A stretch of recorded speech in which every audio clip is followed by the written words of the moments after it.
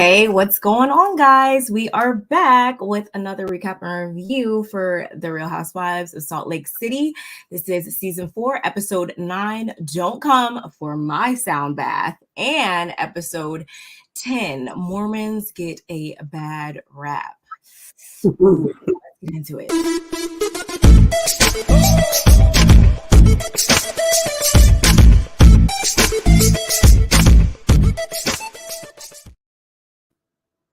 And we are here. Hey, Barb, you look so pretty. Loving the hair, loving the natural hair. Let's go with that. Because you've been in braids and twists and locks and this and that. It's I'm always looking for something else, as you can attest to. So who knows? You already know. I feel that pain. But yes, we are back with 9 and 10. Yeah, y'all. I apologize. I was MIA last week, so we had to come with the double recap review. And 1-2 punch. Huh? I said we coming with the 1-2 punch. Yeah. I mean, I think these episodes they're all right. It wasn't too much. It wasn't too little. Monica. That's all I can say about that. Yeah, if y'all haven't been paying attention to the blogs and whatnot, Monica and Heather seem to be enthralled in a little bit of a legal battle right now. So we don't know what the outcome is going to be, but word on the curb is that somebody didn't pay something and somebody didn't like that. So there was a counter sue on top of that, and wow. We gonna see. I'm sure it's gonna unfold. But it's alleged for right now for us. This is alleged for us because we're just allegedly seeing that there's something going on, something brewing, and as soon as we know, we'll come to you guys and tell you. Of course, we'll keep you near to the street because that's what's on the streets right now. Pretty much. And of course, if you guys are just coming in, don't forget to like the video. We are streaming on both of our channels, so go ahead and hit that like button over there and over here and any other like buttons in between.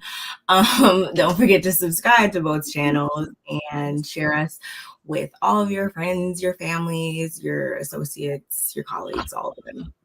And shout outs to the replay gang. You guys never go unnoticed. Let's get down in the comments after this and keep the conversation going. And we definitely love you guys for that. For play that game. I mean, you can't be everywhere. You can't be everywhere all the time. So I get it. We really do.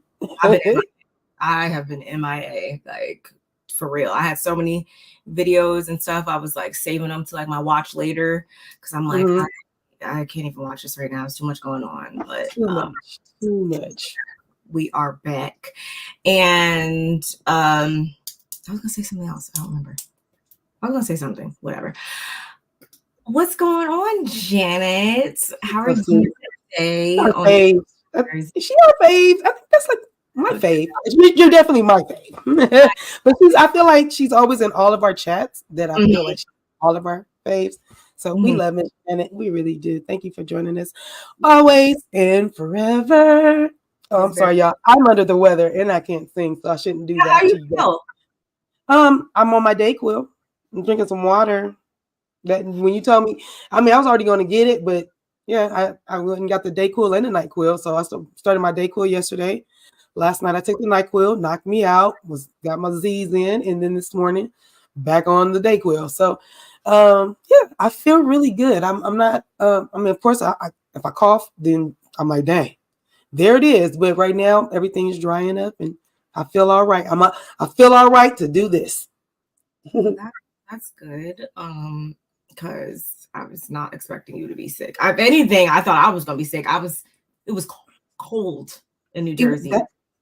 Freezing. Oh, I forgot about it. Would be really, really cold for you there. I slept with my windows open. I have windows on both sides of my bed, and I have the blinds are there too, but I put covers there because it be too bright in the room. Mm-hmm. So I left Saturday, and when I came back that night, I didn't realize my windows were all the way up, and it was cold that night. And I remember being in my sleep like, oh my God, it's so cold, but didn't get up, and boom, cold. So I know exactly when I got the cold. It was just like, whoa, because the next day and it's funny. I see why they call a cold a cold, because it make you cold. It make you cold. You be like, oh, where's the tea? So yeah, that's what I did. I feel you on that one.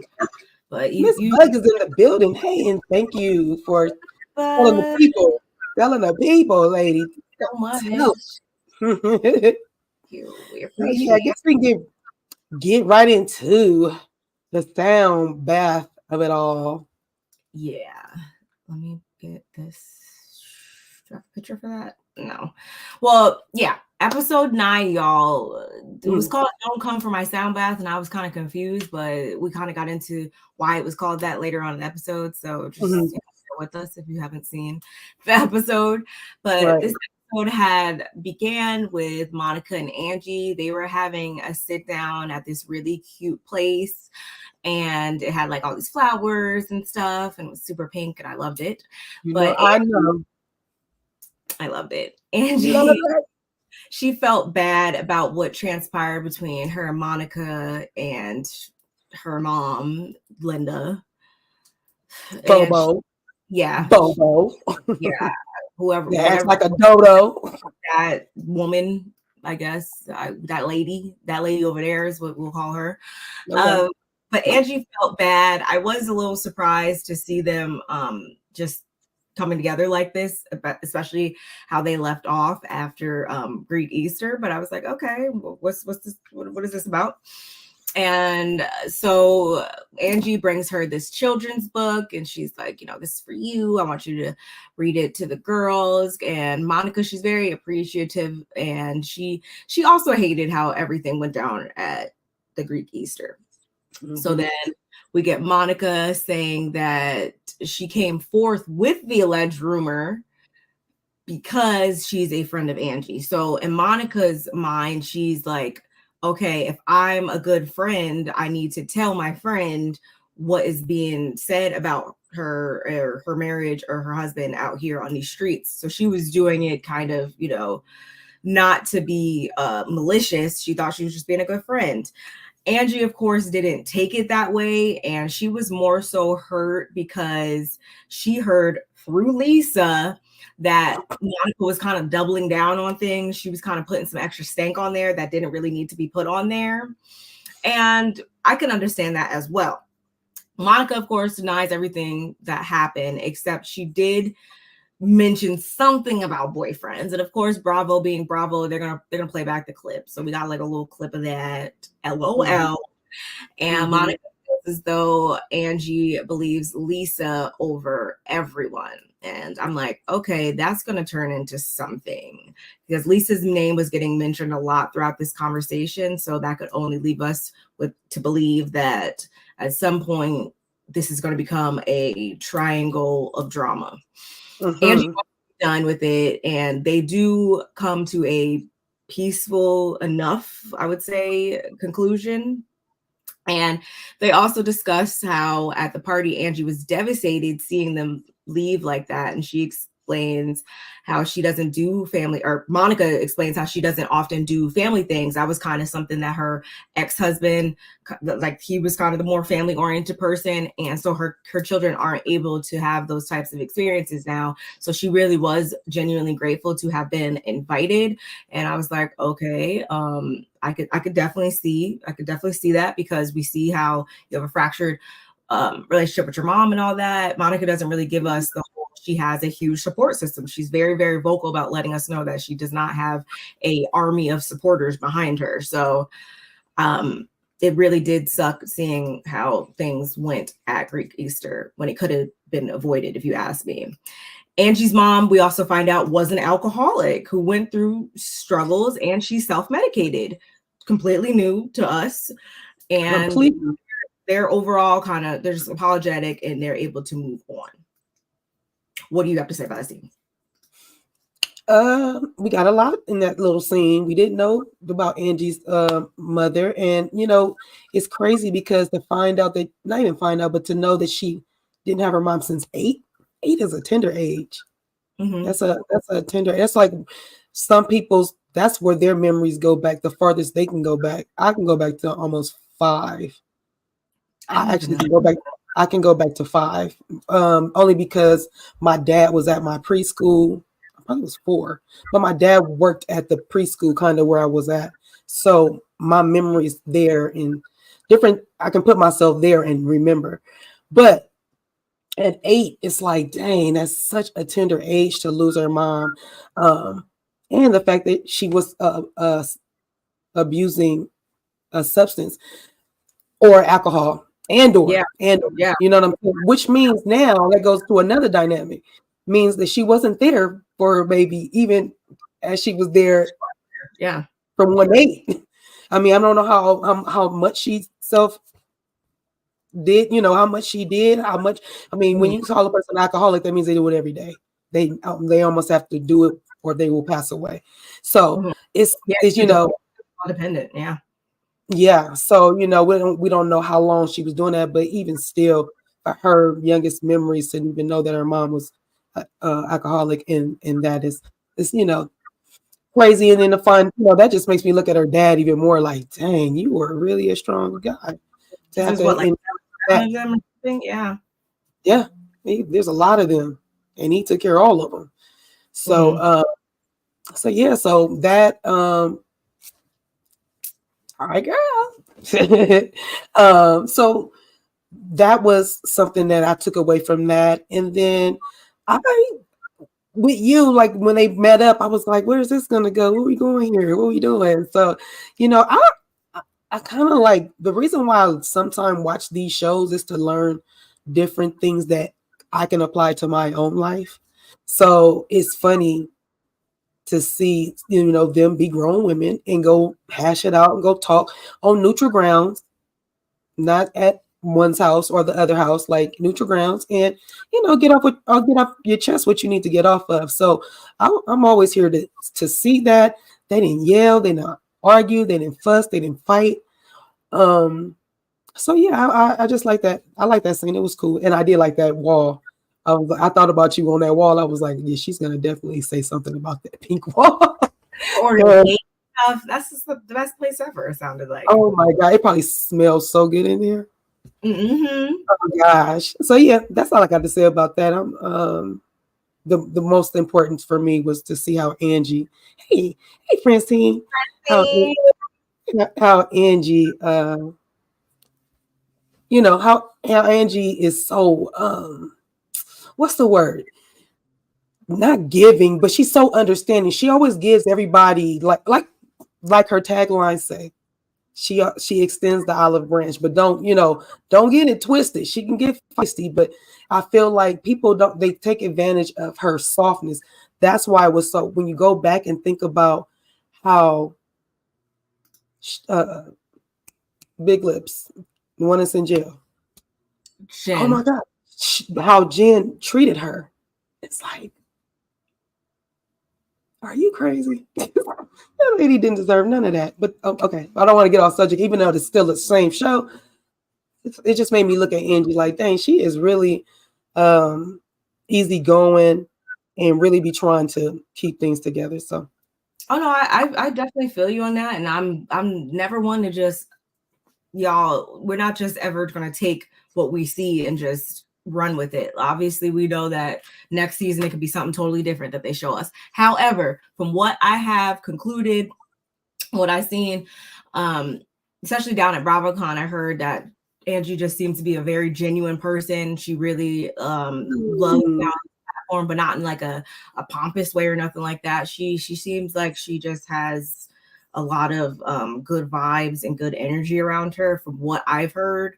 So that definitely has been translating on screen for me. I don't dislike her. I think that both of them had valid points. I understand if Monica was really throwing it out there, not to be malicious, and she was just doing that so she wasn't the last person with the secret or something like that, then I can understand that. And then also from Angie, it's kind of like still like, okay, I get that, but you were kind of laying it on extra thick. Like I see both sides. So we're just gonna have to follow their friendship and kind of see what transpires and how we are into it. Yeah. Because at the end of the next episode, it gets there. Yeah, it's something that she says that makes me exactly what you're talking about. I'm like, whoa, we didn't have to wait long. But so let's get back into it. Over at Whitney's house, or shall I say yard, because that's where we were. We were setting up shop in the yard. Lisa pulled up with some tiki torches. I was confused, but we kind of understand why she had those later on.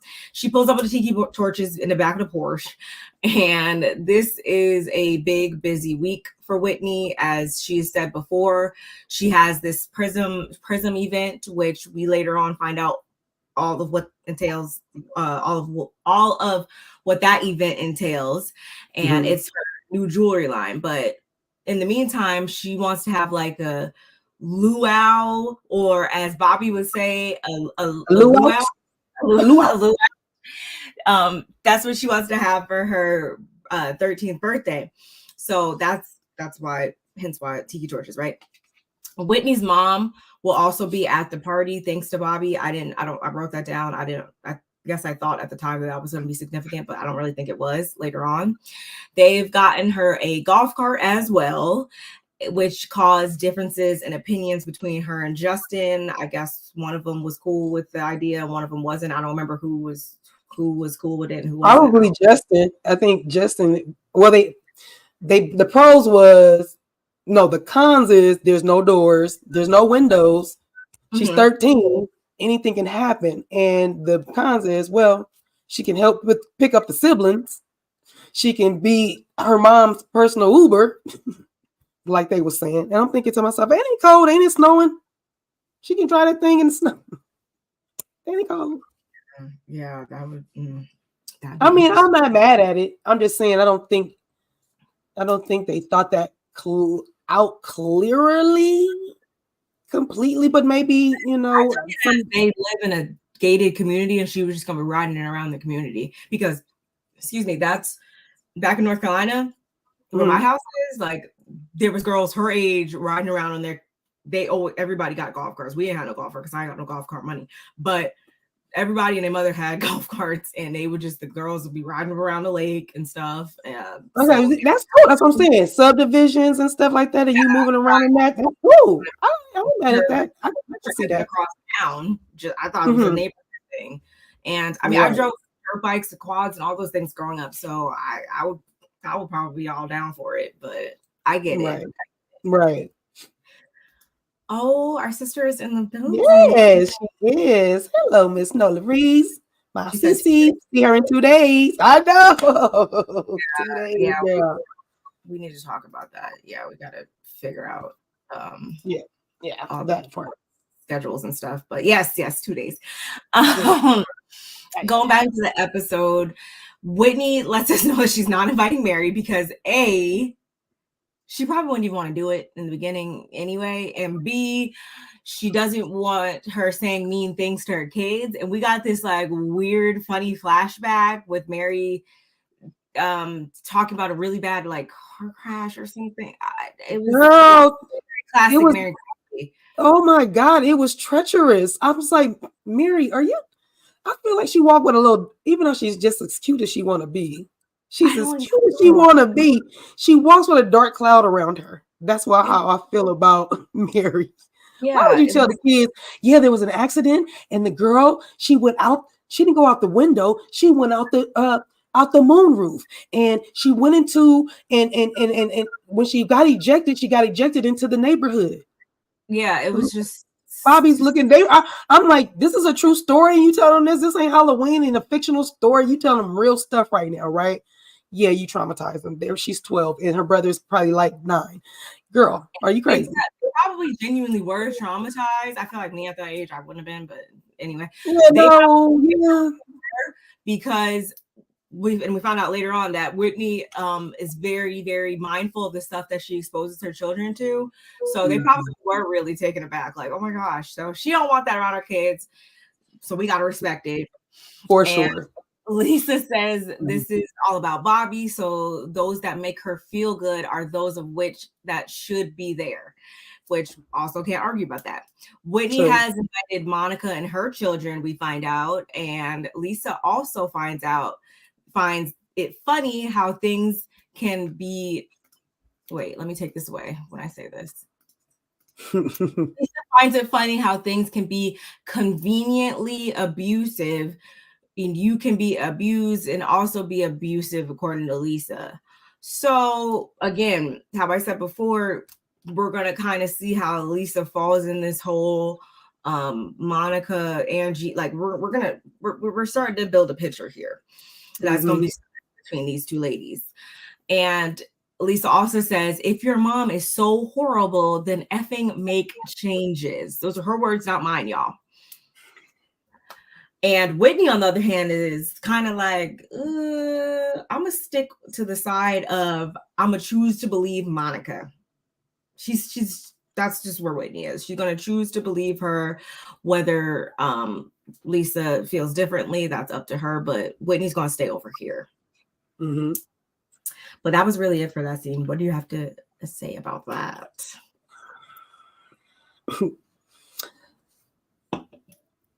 I'm glad Whitney took the stance that she's going to believe Monica, because as friends or supposedly friends or somebody that we're getting to know, if this person comes to me and says she didn't come to Lisa and say it, so that's the only reason why I'm going to give her a piece of pass, because like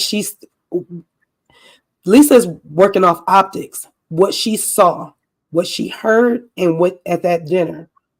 That's the only thing she's going off of. So she's the one being very narrow-minded. So we're going back. So if my friend comes to me and says, yeah, my mom is very abusive to me. And she tells me, she doesn't go into depth, but she just says, yeah, my mom was abusive. I'm going to believe my friend. I don't care if her mom comes over and put her best foot forward and act like everything is okay and she's the best mom of the year. I don't care about that. I'm going to believe my friend when she tells me that I'm abused and my mom is not to be trusted or whatever the case may be. That's me. So I like that Whitney got a brain and told her. So basically, don't come to me with the bull. I don't want to hear it. You gave your opinion. This is my opinion. And now we're not going to talk about it. Now, if you want to go hear from the horse's mouth, or, you need more, go talk to her, which I feel like Lisa don't want to do, because Lisa wants to believe it. She wants to believe Lisa is a narcissist. Everything is about Lisa. Everything is about Lisa. I don't care what nobody tell me. That girl is everything. Hey, Joseph, I'm telling you. But when I tell you,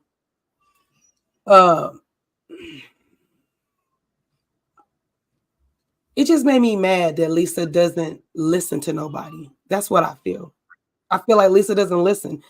You can talk to her. Matter of fact, she said it to Heather on the next episode.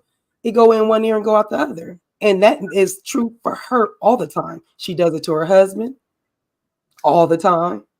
So Lisa just thinks about Lisa, and there's no changing her mind for me.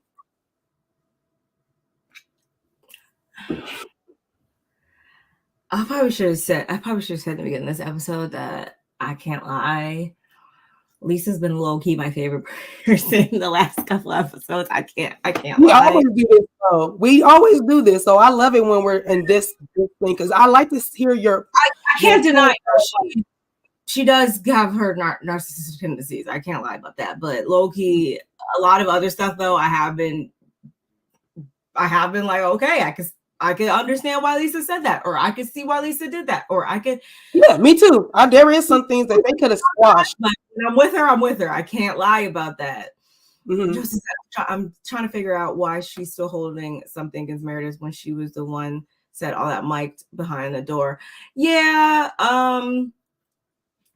yeah, she did say that.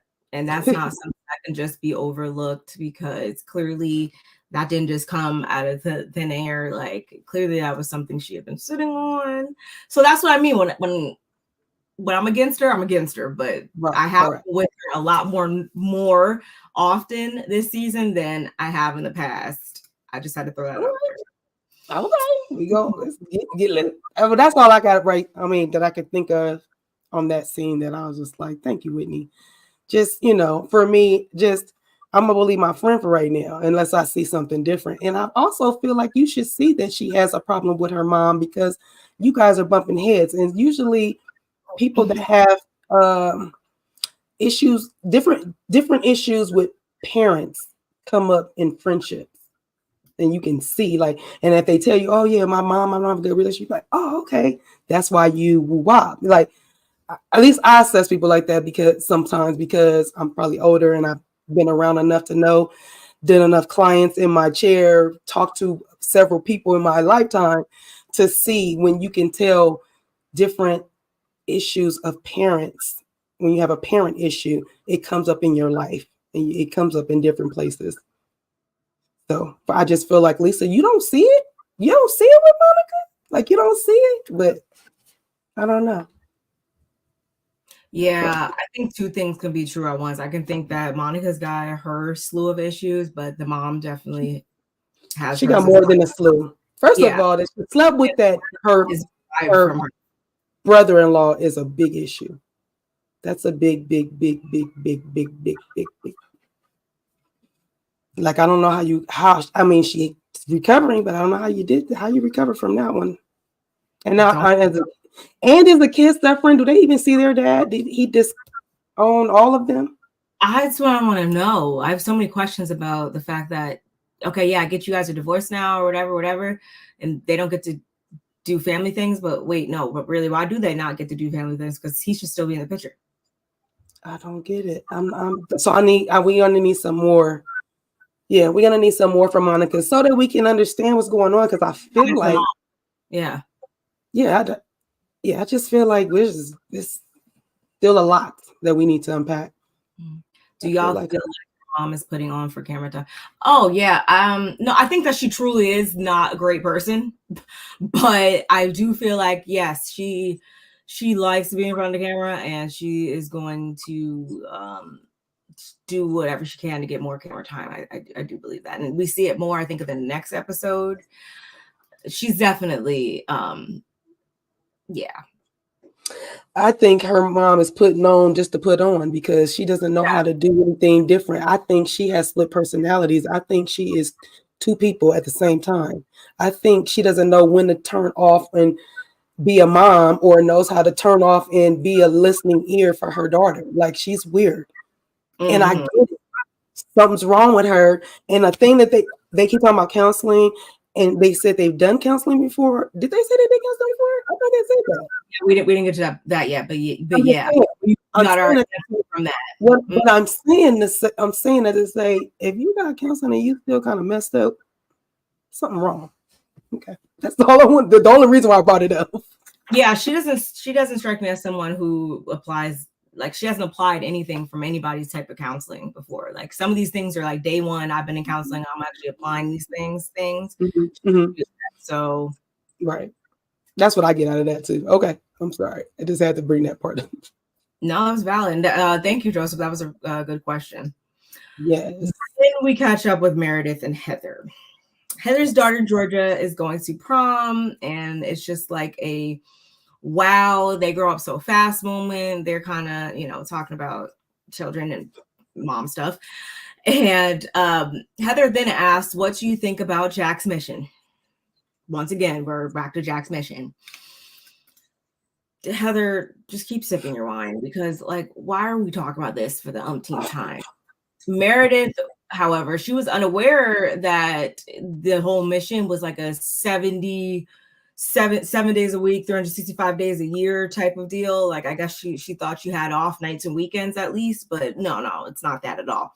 So Heather thinks a major component of this all is that Jack has to promote Mormonism by the book versus this East Coast Mormonism. She thinks that that's going to be like the major point of contention.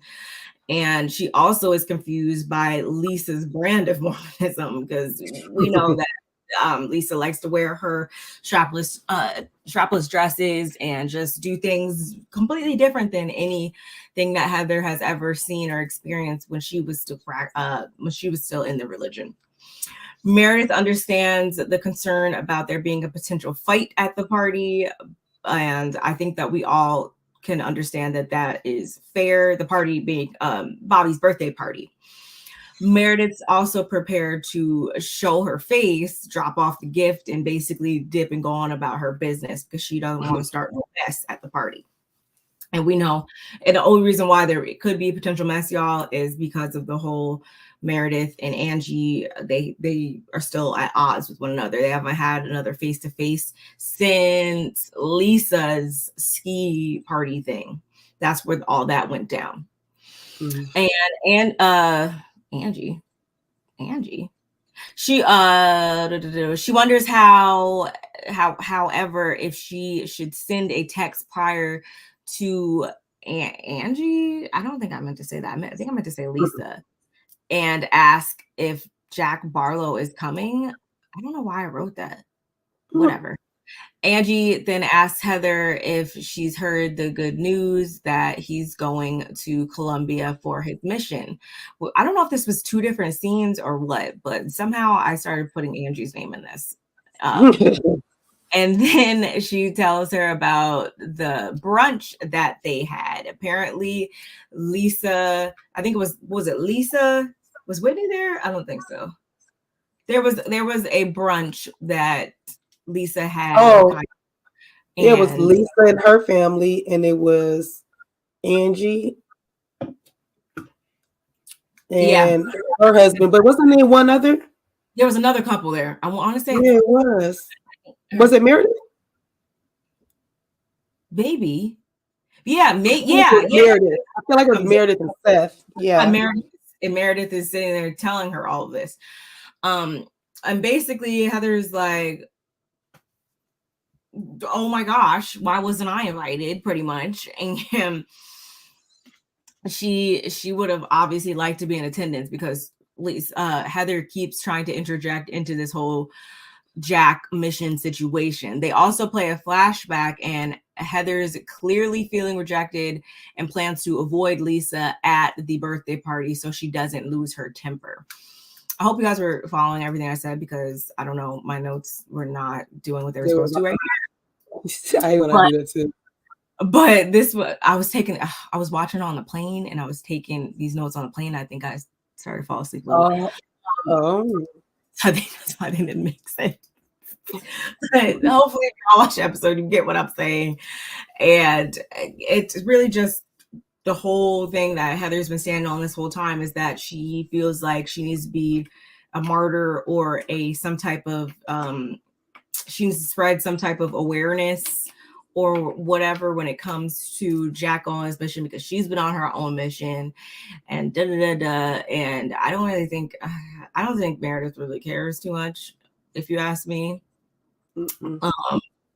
But I want Heather to stop, and I'm hoping after this most previous episode she's no longer gonna keep bringing this up. I hope she got the answer she wanted. I hope she got the stuff off her chest that she wanted to get off her chest, so we could finally move on, because tired.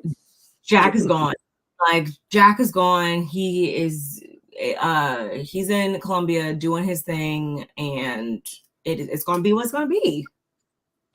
Yeah, I don't know why she's pushing so hard to tell. I mean, I do know. We do know, because she feels like it was a it's hard work, it's dedication. But if that's what he wants to do, I feel like that's what he wants to do. Why are you coming for anybody? Just let him do him. What Joseph said? The word on the curb is he, as in Jack Barlow, hasn't gone yet because of some contingency with his visa. Lisa must be happy. Now that sounds about right. I was wondering about that. I was hoping that someone asked that question at like BravoCon or whatever, and we would have saw like a clip or something, because I want to know what's the ETA, like what's going on, where we at with that. But according to this, he might not even be going yet. Now that's crazy. Angie and Heather are the single white female gorgeous Lisa Punkhead.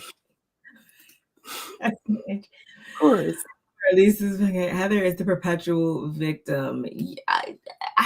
Is that what it is? I don't know what it is. It's just her thinking that somebody needs to hear her out. Like, you wrote the book. That's all you can really do. I would have actually been happier if she would have just sent them the whole family copies of her book, rather than us hear this every week, because he don't hear her.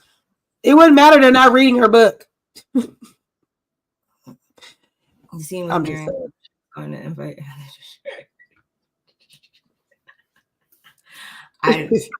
I thought so too. I was that scene. We're gonna get to that. Jack didn't want to go to college. Wanted to get away from his mama. Yeah, that's what I think. I agree with that. I agree with that right there.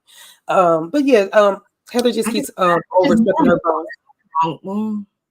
I mean, it's a little weird. I think when kids they hit 18 and they're like, I never want to have anything to do with you. But it also isn't that weird though that kids hit 18 and they want to spread their wings too at the same time. Hopefully it's the second one, not the first one. I think he loved his mom and everything, but he also understand that his mom was a little overbearing. So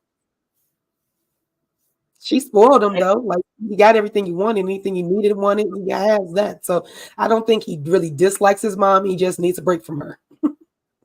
And is. Yeah, that scene didn't really give that much. Later on, at Whitney's? No. Yes. Whitney's house? We're over at Whitney's house, and Bobby is getting a little bit of glam. Look at Bobby. She looks just like Justin. That is Justin's whole face. But then I keep staring at her right now. I see Whitney too. It's crazy, but she looks just like her dad. I mean, when she was a baby, when they showed the baby picture, I was like, that is Justin's whole face right there. But when I keep staring at her and knowing that's Whitney's baby, I'm like, I'm pulling Whitney's face out of her face right now. But I love her ginger self. Go ahead. Yes. She was way too happy. She was so happy. And she loved how everything turned out, which was really, really cute. When she was like, oh my God, I have eyebrows. That was the cutest part. That was so funny. And just seeing her friends like corral around her and be happy for her and everything. It was a really heartwarming scene, if you do ask me. Yeah, but everybody's there with her kids and everything. And then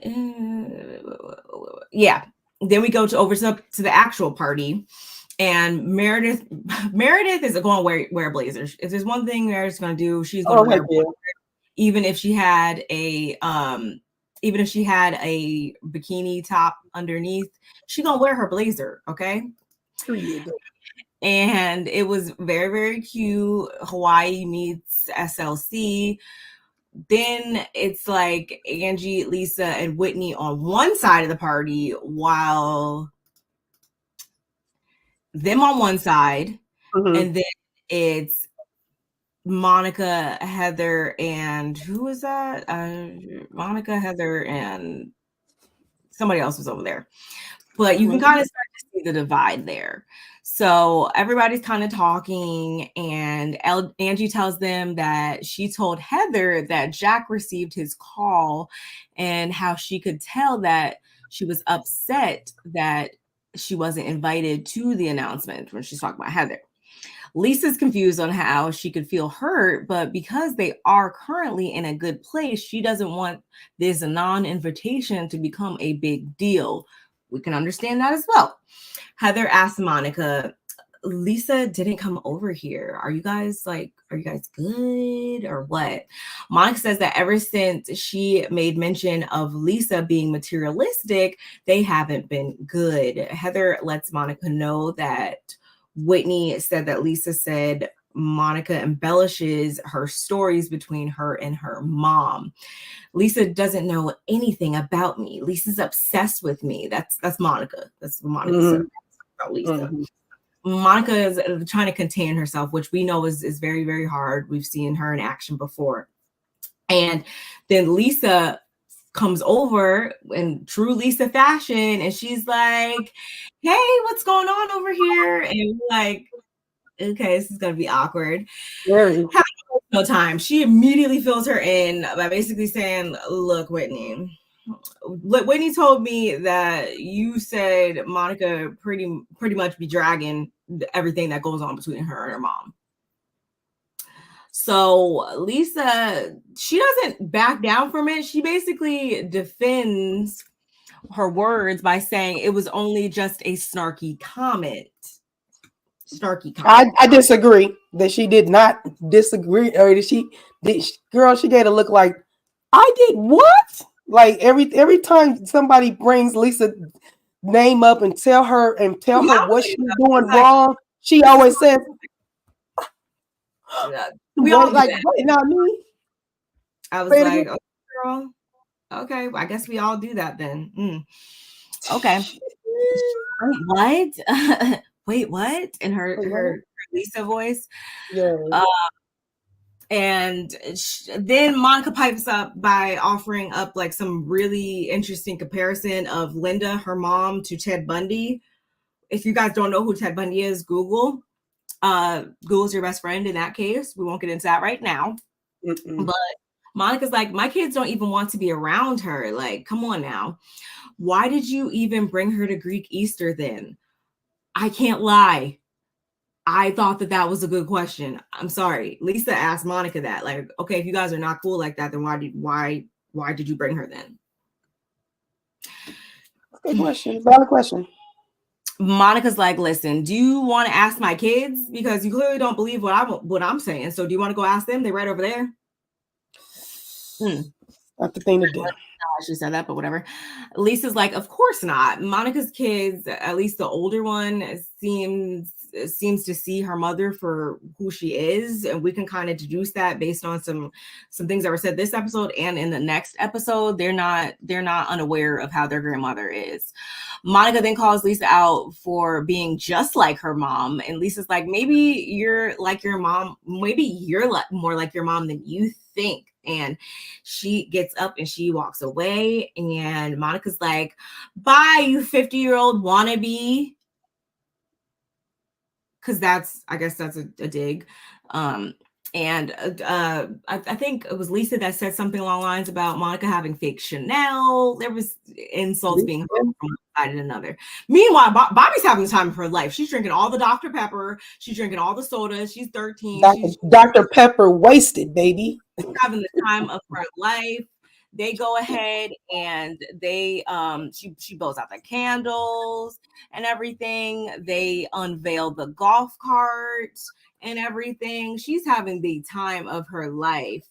Lisa then takes a moment to tell Heather that she's not purposely excluding her from anything. She's just not trying to throw the exact thing in her face that she's on a journey from. Meaning, if you're trying to create your new path and navigate your life away from the religion, why would I keep trying to bring that same thing to you?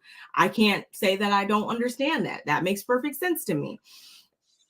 Just saying. And this is not me trying to kiss Lisa's butt, y'all. So don't think that that's what's happening. I just feel like she had a long enough time to think of a real excuse, because Lisa is not that. Lisa, I don't know why you keep giving this lady all these passes. Like, this girl is not the person she is showing us. That girl is not nice. She's not nice. I think she's nice, but in confessional, she'll say one thing like, yeah, I'm not, Heather can't come. And brush it off like I don't have to give you a reason why. She just not. And now I feel like when she said that, I feel like, yeah, that's a good way to put it. But in the moment, I don't think that's how you really felt. I don't want to be bringing this up to you because, you're going through your own journey. No, that's not it. You don't want to hear her mouth about it. And you could say that. I don't want to hear your mouth about it. Don't be trying to put it on because you're on your own path and I just didn't want to bring it up to you no more. Like, but that we're friends. Your son is going on a mission. Like, stop with the. Me and you just not gonna see eye to eye on Lisa. But go ahead. I just feel like she came up with that, and it sound good. And it sound good. I can't disagree with that. Do I think that's her real emotion and why she didn't invite her? No. So then No. they're interrupted by Jack. Thank God. I love Jack. He's such a cutie pie. He finally tells Heather, straight from the horse's mouth, where he's going and all that, whatever. But he's over it too. He's like, okay, this is what it is. I gotta go back, and he skates off.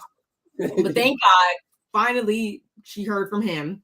So at the end of the day, they can still be friends and coexist, and hopefully bury this hatchet and move on. It's all out there on the table now. Lisa says bye to everybody and hugs everybody but Monica, and she leaves. And that was the party. Can you please put up Auntie Bernice's comment? Oh, my bad. No, it's all good. Heather being on her feelings was glad and enjoyed putting that battery in Monica and Lisa's. Yes, she did. We're not going to sit here and act like, because she wasted no time when Lisa sat down. She was like, look, this is what was said. Right. Then the same Lisa who had a complete meltdown when they told her to not wear makeup. Lisa don't like Monica because she called her shallow out. I believe that. I believe that. Boom, boom. That's exactly. It's been that since that. It's like Lisa sees Monica for exactly what she is. She told her about it too. I'm not saying Monica's right. Not saying that, but I'm just saying she don't let Lisa is used to getting anything and everything she wants from anybody and whoever. That will not be the case with Monica. That's all. That's how I look at it. In the same token, though, I do feel like Monica is doing a little bit more, because we are on the show probably, is doing a little bit more and kind of gunning for Lisa in a way just to kind of make a splash a little bit. That's kind of what I'm picking up as well. Even with Meredith too, like she's going to get in wherever she can fit in, I feel like, at the same time. And we saw that with her with this situation. We see that with her and how she was trying to live up Meredith's butt. We saw that over there too. So I'm again still looking at Monica weird too. You know, yeah, Heather Carlson would have made it all about her. I cannot. Done. I'm so done. I was about to say something else that I want to say about that scene too. I think I just drew a blank when we pulled that up. Oh, I was gonna say, you know, Monica is trying hard for her first season to make a splash, like you saying. So I feel like you are right. She probably found somebody she could put a target on, and she's trying to run with that. But Lisa makes it very easy. I'll say that. I just don't think it's like big. Maybe that's not to say that I agree with everything Lisa does, because I don't. But I think it's just her being Lisa. So it's like it's not really. I don't really see the need to, not. I don't to pay attention too much to the things she does, because she's gonna be Lisa at the end of the day. It is what it is. So I just kind of take her for what she throws out there. But Monica seems to be the only person that's like, oh, materialistic. Yeah. I mean, that's just she's pretty much been the same person. She worked hard for what she got. She worked hard for all the stuff she got. What are you mad about? And that you're coming off as a hater, because all these ladies got something going on. Why are you gunning for her? So that's weird. But then, I was about to make another point right then.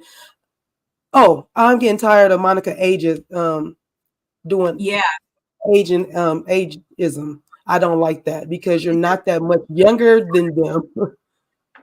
This was the first time. She does it again in the next episode too. Right. And that's why I just want to bring it up now, because I don't like that. She did it then. She said, you 50-year-old woo-wop. They're not even 50 yet. So therefore, why are you calling them that?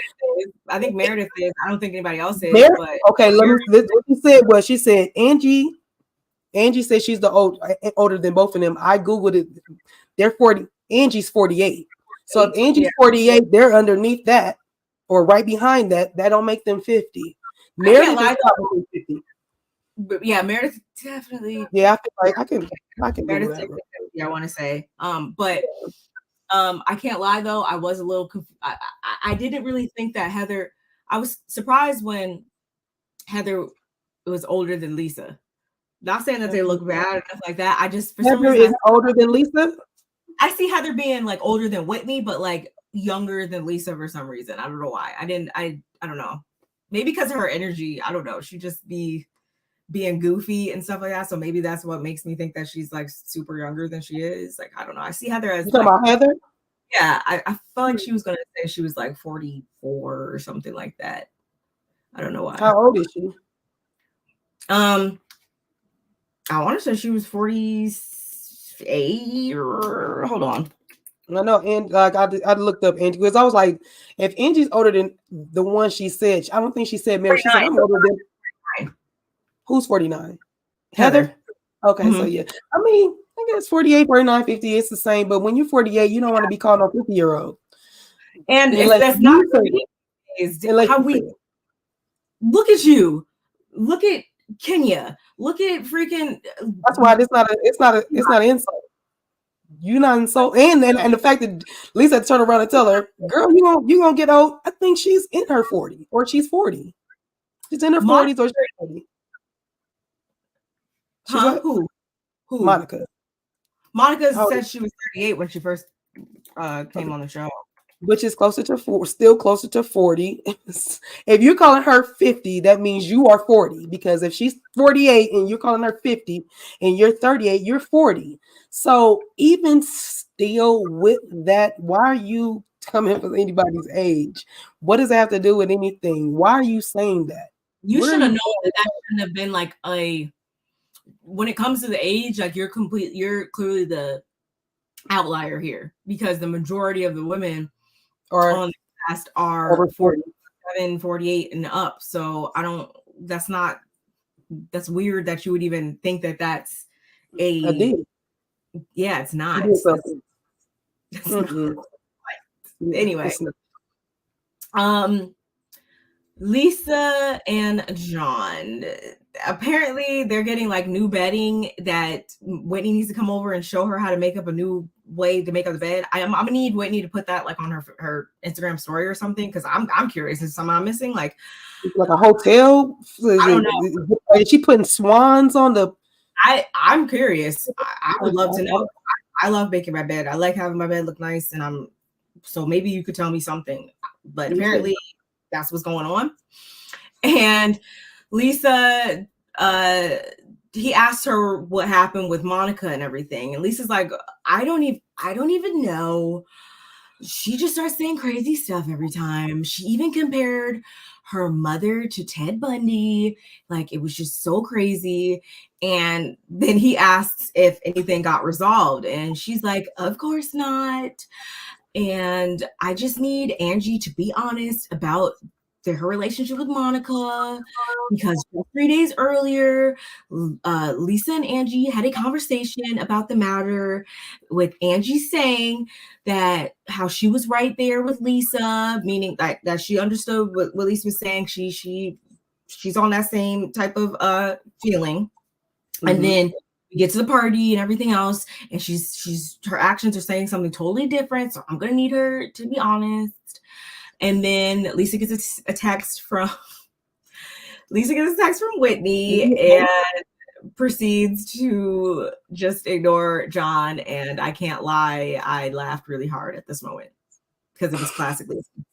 And he was I shook my head like, this is what she does to her husband every time. I know that man is just tired of her. She be hot with him and then she get right straight cold. Like, okay, you're not that important right now. You're not that important. I really think she only talks to him when she needs to vent, like she talks to everybody else. Because Lisa likes to talk to you when she needs to vent something out. So yeah, she was venting, and then when she was done venting and somebody changed her mind, she was done. And I feel bad for her husband. I'm sorry. She's weird. Lisa's weird. She wasn't as weird, but as the time keeps going on, I'm like, you are starting to really be a weird lady. Weird. I love that Monica gets under Lisa's skin, and when she tries to overtalk her, it doesn't work. True. Monica had a rougher life than Princess Lisa and looks good. True beans. True talk, true facts, all of that. All of that.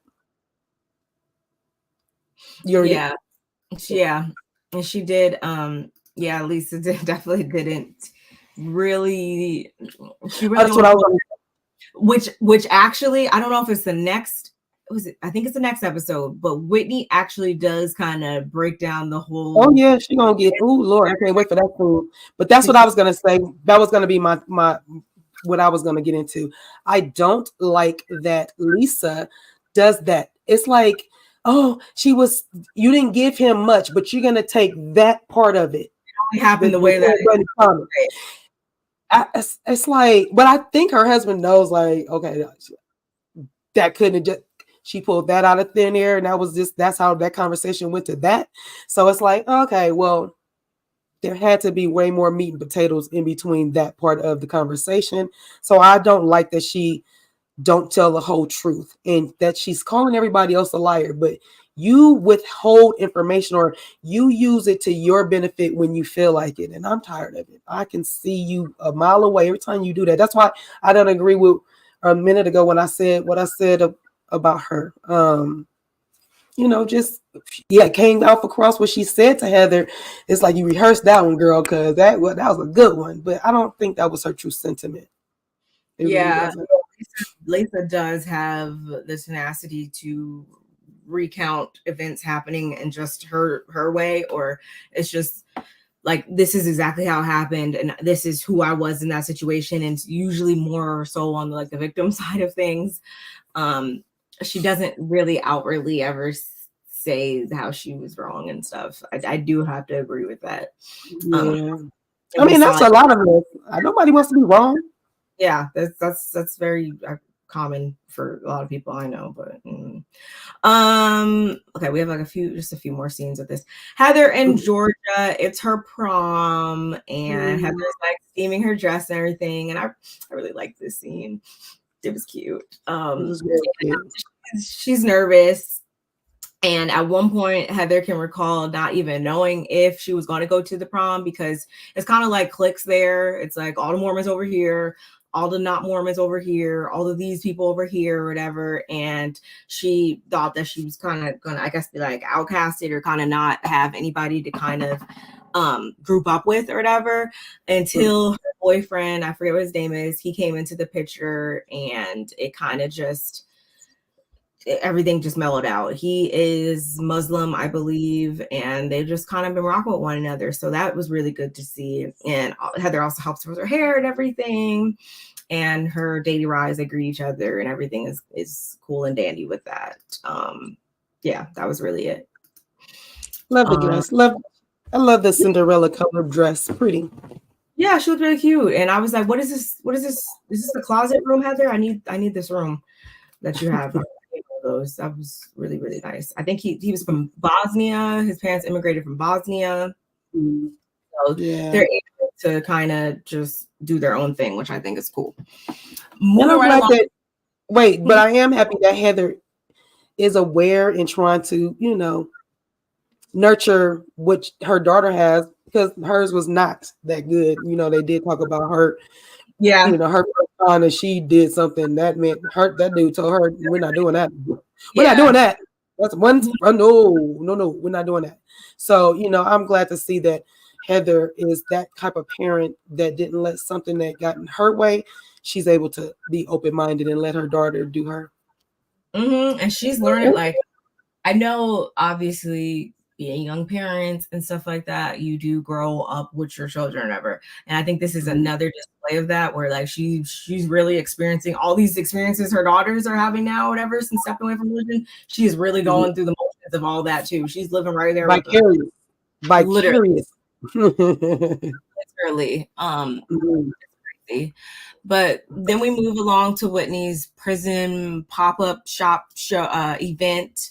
Like I said before, it's a jewelry collection. I saw some cute pieces. Okay, Whitney.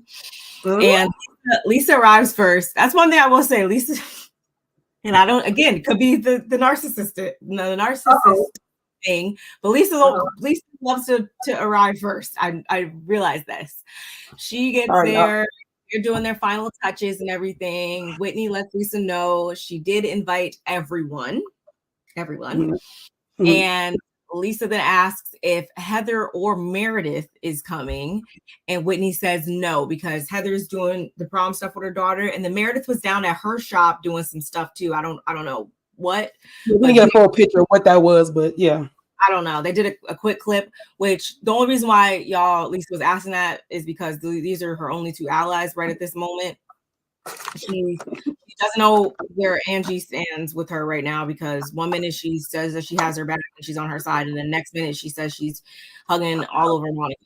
So she can't count on her, and then her and Monica obviously are at odds too. So she's like, okay, probably freaking out in her head, right?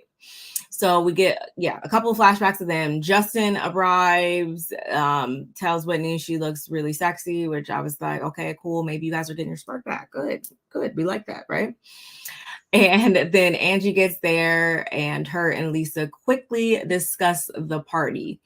Lisa says that she felt rather irritated, and after she left, the conversation continued with Monica, saying how Lisa doesn't want to believe she is in an abusive relationship.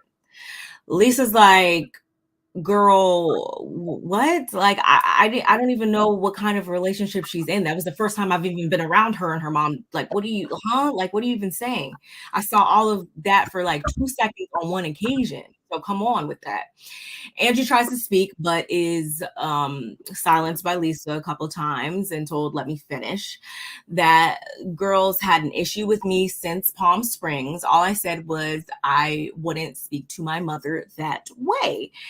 Angie is clearly trying to remain neutral, but that's going to be kind of hard because guess what? Then Monica arrived. What were you thinking at this moment? I'm always thinking Lisa always minimize the scenario. So for me, I feel like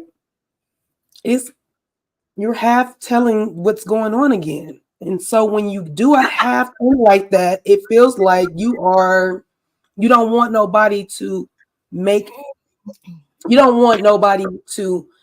think of Monica as a victim, or, I just feel like she's trying to be the person that's the victim. And I don't understand why she does that. That's how I feel. I just, you did have a lot to say. You said that her mom is a beautiful, lovely lady. She's charming, but how could you know that?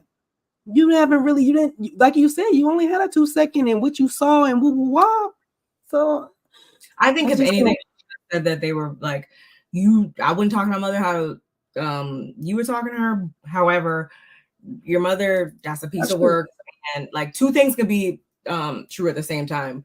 You said that. I could not be talking to my mom like that, and then my mom also could not be talking to me like that. Like, it could just be two different things.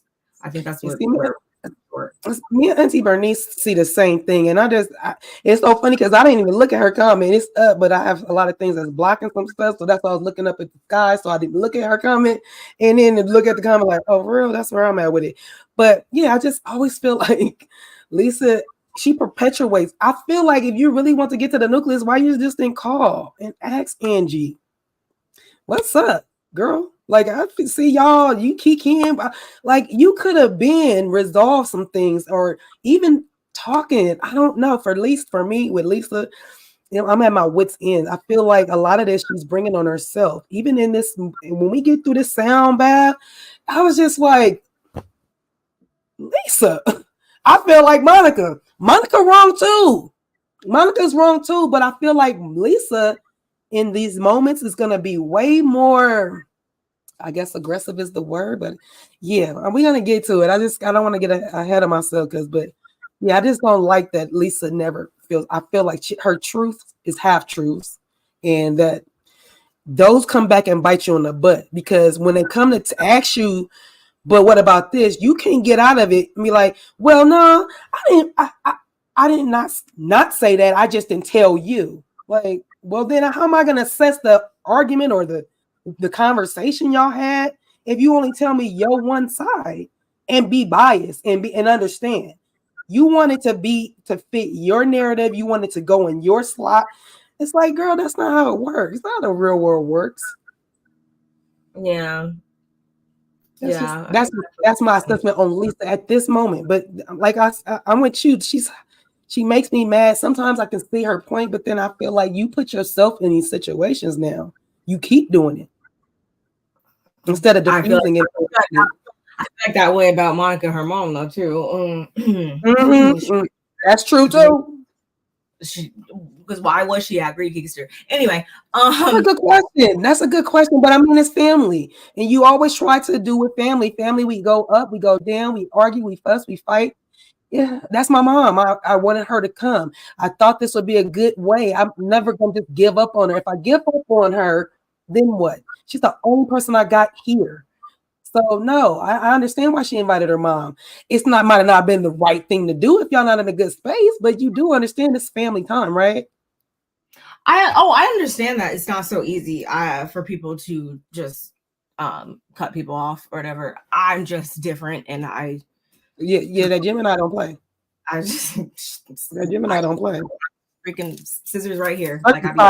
Circumcise you real quick. But no, I know. I mean, I get it, but that's again. But even though that's still even a separate issue, though, that's still an issue between Monica and her mom, or whatever. If she chooses to letting her come in and wreak havoc in her life, or whatever, then that's on her at the end of the day. But what we're talking about right here, right now, between Lisa and her. And I feel like Lisa, though, at the same time, will come back and say, well, if that's between y'all and your mom or whatever, and I got no business commenting on that, then you don't have any business commenting on me being materialistic, because how does that affect you? Does not. They just need to not talk. That's a good point. And then I'm gonna live over here and have my issues. We just two different type of people that you don't agree with how I do certain stuff. I don't agree with how you do certain stuff. And it is what it is. I think instead of Angie being a pick me for me, I think it's more of like she wants to be friends, I think, with everybody, or she wants to be friends with everybody. She wants to be cool with everybody. She wants to, which people are probably like, that's a pick me. What are you talking about? But I think she does it in a way of like, she just wants everybody she wants to be well liked, and she wants to like people as well. I don't think she's doing it from like I think that's just truly how she is. Mm-hmm. I feel like that's her character. Like, just gather everybody in her arms and just like everybody, and vice versa. That's what she gives me. Because look at how in the beginning of this episode, I was shocked when her and Angie and Monica sat down immediately and everything in the beginning of this episode, because I think that we're so used to seeing there be this whole like drawn out, like we could sit down, or we usually would see them making arrangements to have to sit down and stuff like that, and one person might shy away, or one person might, we didn't see any of that. Next thing we knew, we turned on the screen and they was just sitting down like nothing happened.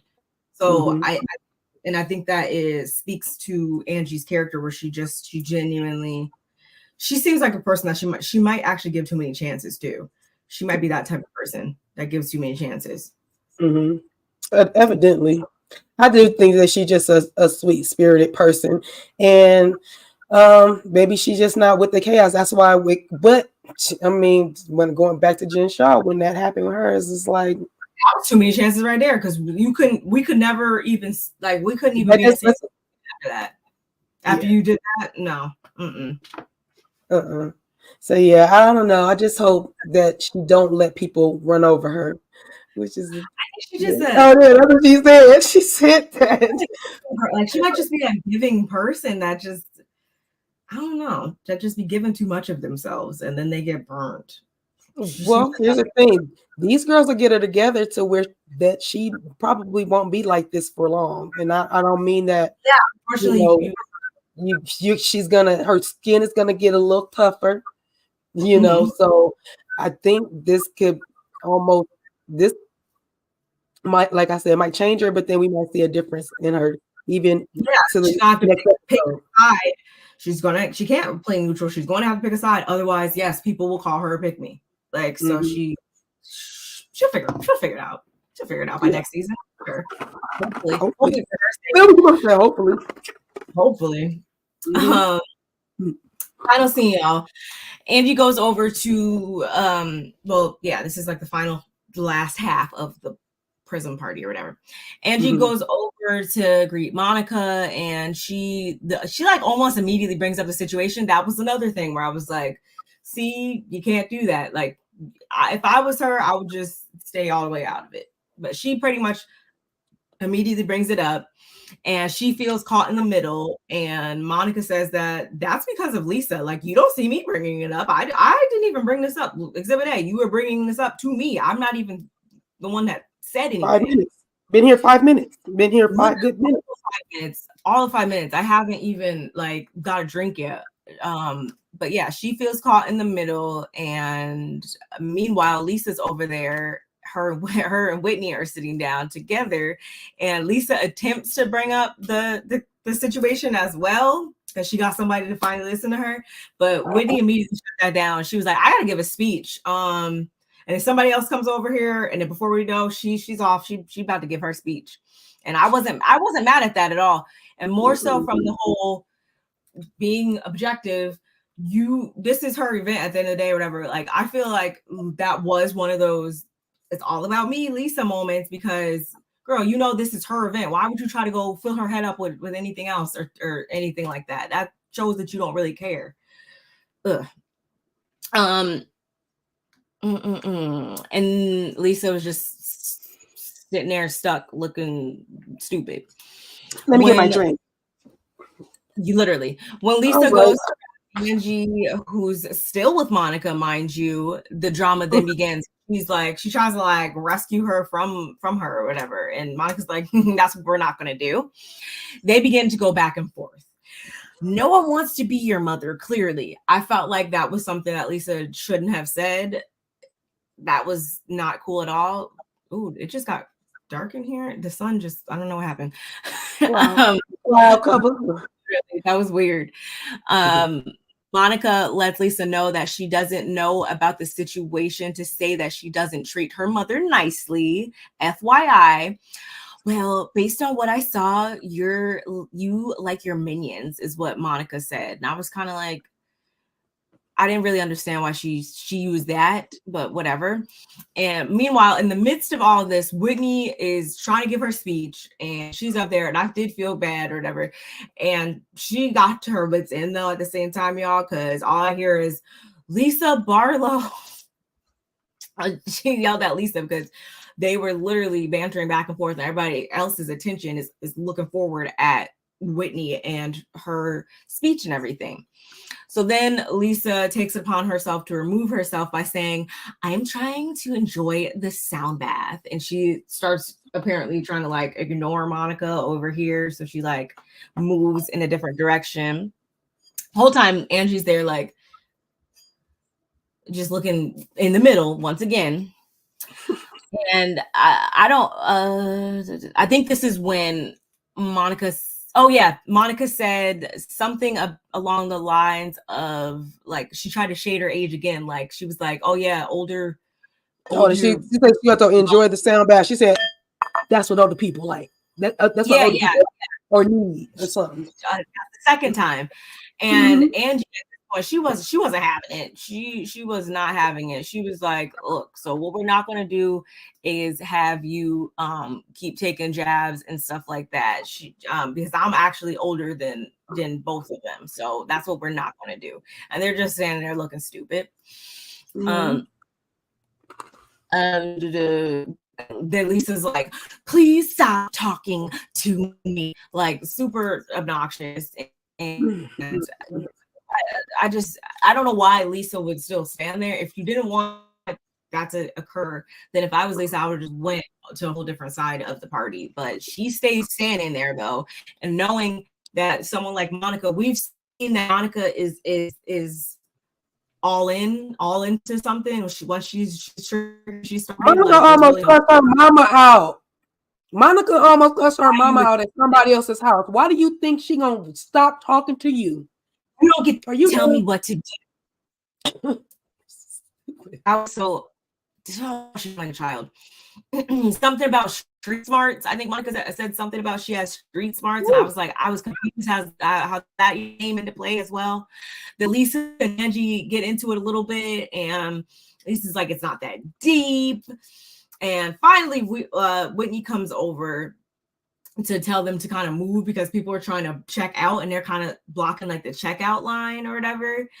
And they disperse, and it's Lisa and Whitney, and then it's Monica and Angie. And I completely understand why Whitney was pissed off, and you could see in her face she did actually genuinely look pissed off.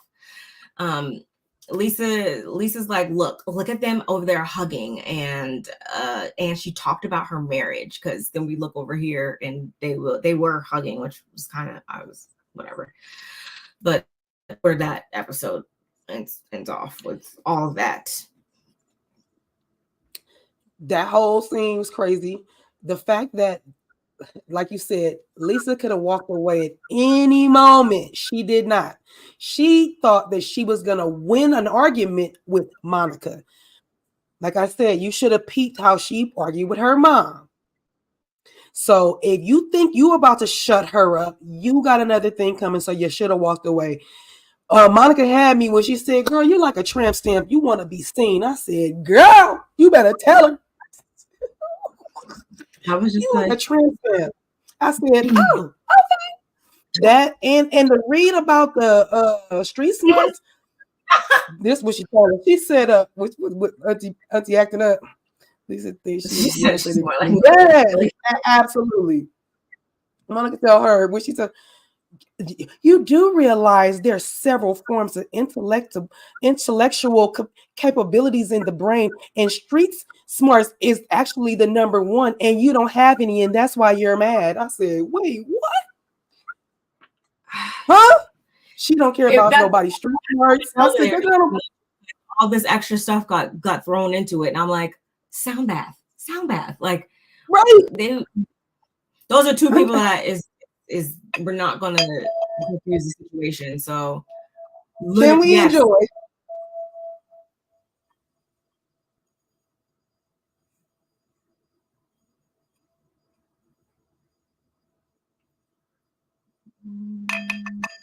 Okay, so first of all, that's for old people. I know I'm an old person, so girl, there you go, Monica. Talk about old people. I do that sometimes just to reason out. So if that's what an old person do, which I am an old person, I guess that's what we're gonna do. But yeah, apparently you're ancient according to Monica. I don't know. Man, I must be. Lord have mercy. But yeah, I felt like Lisa should have just walked away from it. Poor Angie. Actually, I feel like Angie should have walked away from it. That's who should have walked away. Angie should have went into the bushes like Homer Simpson.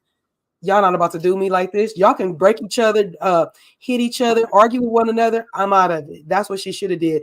And the fact that Lisa does son Angie, shut up, don't talk, hush up, snatch away, girl, I've been and bopped you.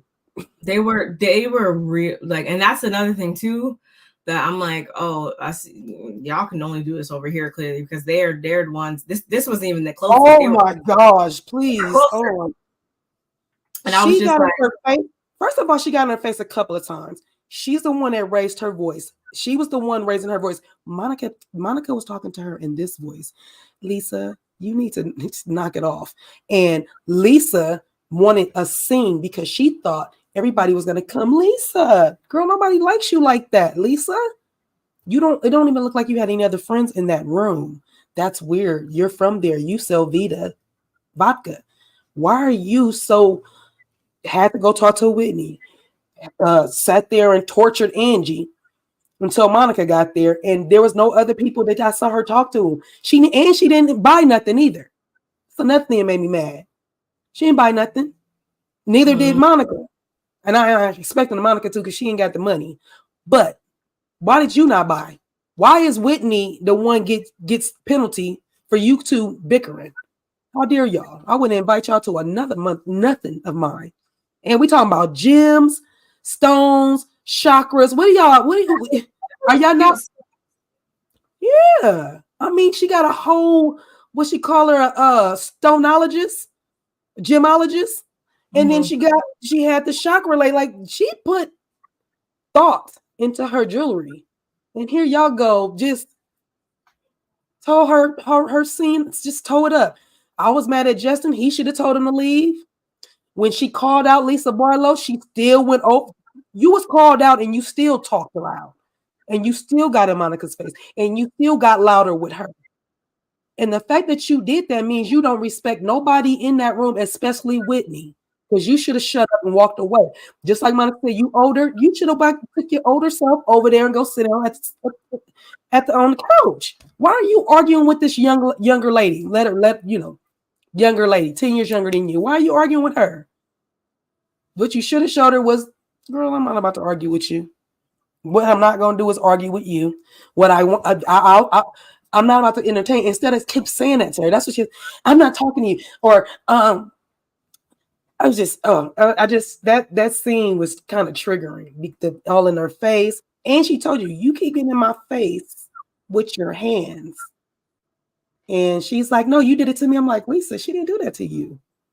You keep doing it to her. Lisa wants a narrative to be changed. Every time she does something, she wants to change. You can't have it that way. I agree. Yeah, I would have walked away because at that point, you guys were all looking stupid then. Huh? Wait, it's breaking up, or is it just me? Say again. It's breaking up for you. You can't hear me. I couldn't for a second. Okay, I'm like, oh no, because a little while ago you were sounding like a little robot, but it had went away, so I didn't say anything. But Wi-Fi my own. Okay, I'm good. Yeah, that could have been avoided, and at the end of the day, regardless of who was right or wrong in the situation, I'm always going to be the bigger person, especially there, because it's going to just make me look bad. I'm just going to go over here because no, you're not able to interrupt the sound bath and the whole whatever. Yeah, that was really it for this. Do you wanna do the next one, or want me to do it? I don't mind you getting into it. So I'll just start. I'll start it a little bit. So episode 10, y'all. Make sure you guys like the video if y'all have not. I know we got some new people in here. Thank y'all. Welcome. We appreciate y'all for being here. So make sure you like it up, share, subscribe to our channel, all that good stuff. So yeah, episode 10, Mormons get a bad rap. Boy, if that title wasn't right. So anyway, of course, Heather was seeking out her venue for a book event. So they started off with that, but they chop up stuff. So the actual scene starts off with Lisa goes over to Whitney's house and has a chat, and it kind of those scenes, they do all that. Yeah, Lisa couldn't get a gate to save her life. If a dog was chasing her, she'd have got bit up. She can open that gate. He was like, it was crazy. It was so funny, but yeah. It was funny. So yeah, she goes over to Whitney's house to have a chat. It definitely goes a little to the left. Heather ended up calling and asked Lisa to sing and introduce her at her event. And Lisa's like, I'm at Whitney's house, my bestie. And I'm like, wait, what? You're what? And then even when he was like, one of them said like 2 peas in a pod. I'm like, when y'all been 2 peas in a pod? But okay, y'all like it, I love it. And so in my notes I put Lisa never takes accountability for nothing, raising her voice, getting upset. Okay, so because I figured you was gonna do what you did. I hit this one the way you would tell it, and then I would come back behind you. So if you want to go in depth, mine is not in depth. My first one I did was in depth. Our notes was like spot together. Like right now on this one, I knew you was gonna do that, so I was like, I'll just have my key points. So, go ahead. Go ahead. Yeah. So they're at her house. Whitney, she was still in her PJs, which I know she apologized for. She said she was like super burnt out, I guess, because she had the prison event, she had Bobby's birthday. She said something about Justin too. I don't know if he's out of town or what, but she's exhausted. And yeah, Heather calls her, asks her about the book event and all that, and how she wants her to be a part of that. Whitney's like, oh my god, now we have to read the book. Now we have to read the book, and that just goes to show again that yeah, they have no intentions. They just don't feel like reading the book. So Lisa's also not trying to, thank you. Lisa's not trying to take the blame for like anything, of course, which I mean, again, we're not surprised by that. In the confessional, Lisa's like, she's not trying to hear it. She's like, we didn't forget about Coach Shaw's birthday party, and you know, you're chastising me about being disruptive or whatever. And I was like, ooh, awkward. So she does render like a half very Lisa-esque apology in the end, but only before saying how she was hurt by Angie's actions. Like, I might have did this, but it was Angie's actions that caused me to do this. Or the greater picture here is that Angie's actions are just not consistent with what she's been saying, and it made me feel some type of way. Whitney references the hug because when she was on her way out or whatever, Lisa made mention about how Angie and Monica were hugging. So Whitney does feel like Angie may have had some like weird sense to like want to please Lisa. And that again, y'all, just goes back to what I said before about me feeling like Angie's the type of person that just likes to be on good terms with everybody, and she just she wants to be friends and be good with everybody all at once. So that would make sense if you ask me. And this is when Whitney says, Whitney makes mention that it can be very difficult to talk to Lisa because Lisa only sees things from Lisa's perspective. And that is pretty much, y'all, what we've been saying this whole time, that Lisa has a very skewed way of looking at things through just Lisa lenses. Whitney then has to get Lisa together because her kids, mainly her son, had came downstairs or whatever. He was thinking that they were arguing because it was there's a lot of voices being raised, I guess. And Whitney's like, you know, we don't do this in my house. Like, you're upset my kids. Like, we just need to bring it on down. I don't speak like this in my house. And that's what I was kind of referring to before about when Whitney didn't want Mary to come to the party, because she does seem to be a person that likes to really pay close attention to what her children are exposed to. And that probably goes as far back to when she was younger and the traumas and stuff that she went through. Like, she's just very tuned into what her kids are exposed to. And I think that's I don't think there's anything wrong with that. But that was really mainly it for that first scene, I want to say. Yeah. The thing about that scene is the fact that Lisa would not shut up. When Whitney was trying to tell her, you know, calm down, or really trying to tell her, like, I really don't talk like that. I'm trying to really, where the problem was is that Lisa kept saying, I understand. She couldn't get a complete sentence out, though, before Lisa was saying, I understand. And Lisa makes this thing with her mouth when she's really, really irritated. She pouts her mouth and she makes this look like, are y'all done talking to me? Are y'all done doing what you're doing? Are you done? Because I'm about to lose it. And so she kept making this face that I can't stand. The fact that somebody has to tell, the first thing she said to when Whitney brought it up, Whitney said, you guys got loud. And the first thing she said was, well, what did I say? I'm like, first of all, do you remember she called you out? And if I tell you was loud at my event and you know you were loud, that's where you apologize and say, yeah, you're right, I was loud. The fact that you started off to tell Whitney, well, she started it like you're 5 years old, that's a problem. Don't tell me who started it. It don't matter who started, who finished it, none of that. You're involved. Take accountability for what you're involved in. Stop with the, well, she started it. And what did I say? What did I do? Girl, don't make me read you down. I'm not your mother.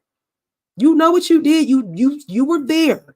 You were yelling and screaming and acting as a damn fool. And at my event, and now you're doing it here. And I'm trying to talk to you and tell you, you know, I just don't want to do that at my house. And you're keep over talking her. That girl. I was ready to go through the dang on TV. Like, Lisa, you can't take 2 seconds off yourself. 2 seconds off yourself to listen to what Whitney is trying to tell you, because Whitney's not an enemy. And I feel like you about to start treating her like one. Like, don't do that. Listen to what she's telling you. She's literally telling you something. Like, there's gems being dropped and you're not listening because you're so busy trying to tell me about what I'm doing or what she was doing, what Monica was doing. Because it was Monica. No, it took both of y'all to argue because it was y'all. And I love that Whitney didn't back down and told her, no, both of y'all, you both wrong. Y'all both almost got thrown out. Yeah, that's what it was going to be. Like, oh, yeah. Lisa showed her true colors again in that scene. She really irritated me. I was not here for Lisa in that scene right there. I was just like, girl, shut up. Okay, I'm done. Oh no, I don't know. I feel you. I definitely. I love that was one of those really good things that Whitney said that she sometimes says, and I'm like, wow, that made so much sense. And she's from her perspective, and that's what she tries to like preach after the fact. Is like, no, this is exactly how it happened. This is what occurred. This is how I felt. But did you remember that other people have feelings too, and that their rendition of how things went down can also be plausible. Like, we never anyway. And yeah, I hope I can see though that if she keeps this up, she probably will be at odds with Whitney because she needs someone to completely and only take her side and only side with her. Otherwise, yes, they are going to be 100% against her.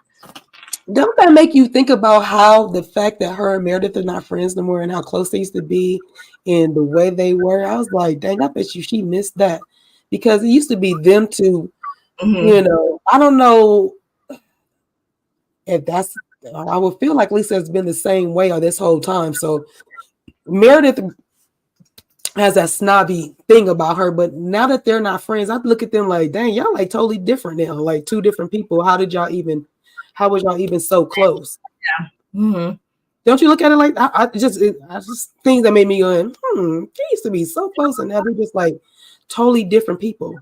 I can understand that. I can totally understand that. I know people in personal life that I'm like, how are you guys so close? Me. I've looked at past friendships and stuff like that, people that I'm no longer friends with for whatever reasons. And I'd be like, how did that even used to happen? Like, who are you? Whatever. Time and space. A time in a space. I will start this scene up, even though I don't have a lot written down. It's not a lot to talk about it, but I will bring the scene up because I know you've been talking a lot. So we head over to Mary's house with those big old pretty doors. Oh my God. Beautiful house. The house, I said the doors. She can't even open the door. Oh my God. I love the way that looks, girl. Too. I don't want it to be white, but I love that. No, I wouldn't want it to be white either. I think she could have even went red on this thing. But I just love that look. I love that arch. I love the way the door look. I like how little Heather looks. I was like, Heather looks like a little tiny little thing in this picture. And that means those vases that's on the side, those things is as big as her. I feel like there should be fire in those. Oh my gosh, that would be dope. That would be so dope. No, Mary's a nice house. It's just decorated. Oh my God. Yeah, so she couldn't barely open this door. And I was like, is it that the door is heavy? Is it that the floor is too high? Is it that y'all didn't do the measurements right? Is it the front of the door flap that's pulling it and you can't pull it? I don't want you to be struggling that hard to open the door. Mary tells Heather, oh, you got all dressed up for me? And I'm thinking, that's not dressed up. But okay. And Mary absolutely face beat for the gods. She looks so pretty to me. I didn't like her. her wig needed to be plucked, and it felt like it was flipping in all kind of ways and wasn't flipped the right way. So yeah, I agree with that. I do agree with that. We walk in and we see,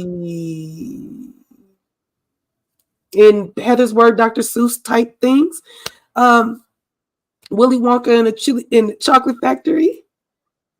Yes, that part. It's Willy Wonka in the chocolate factory.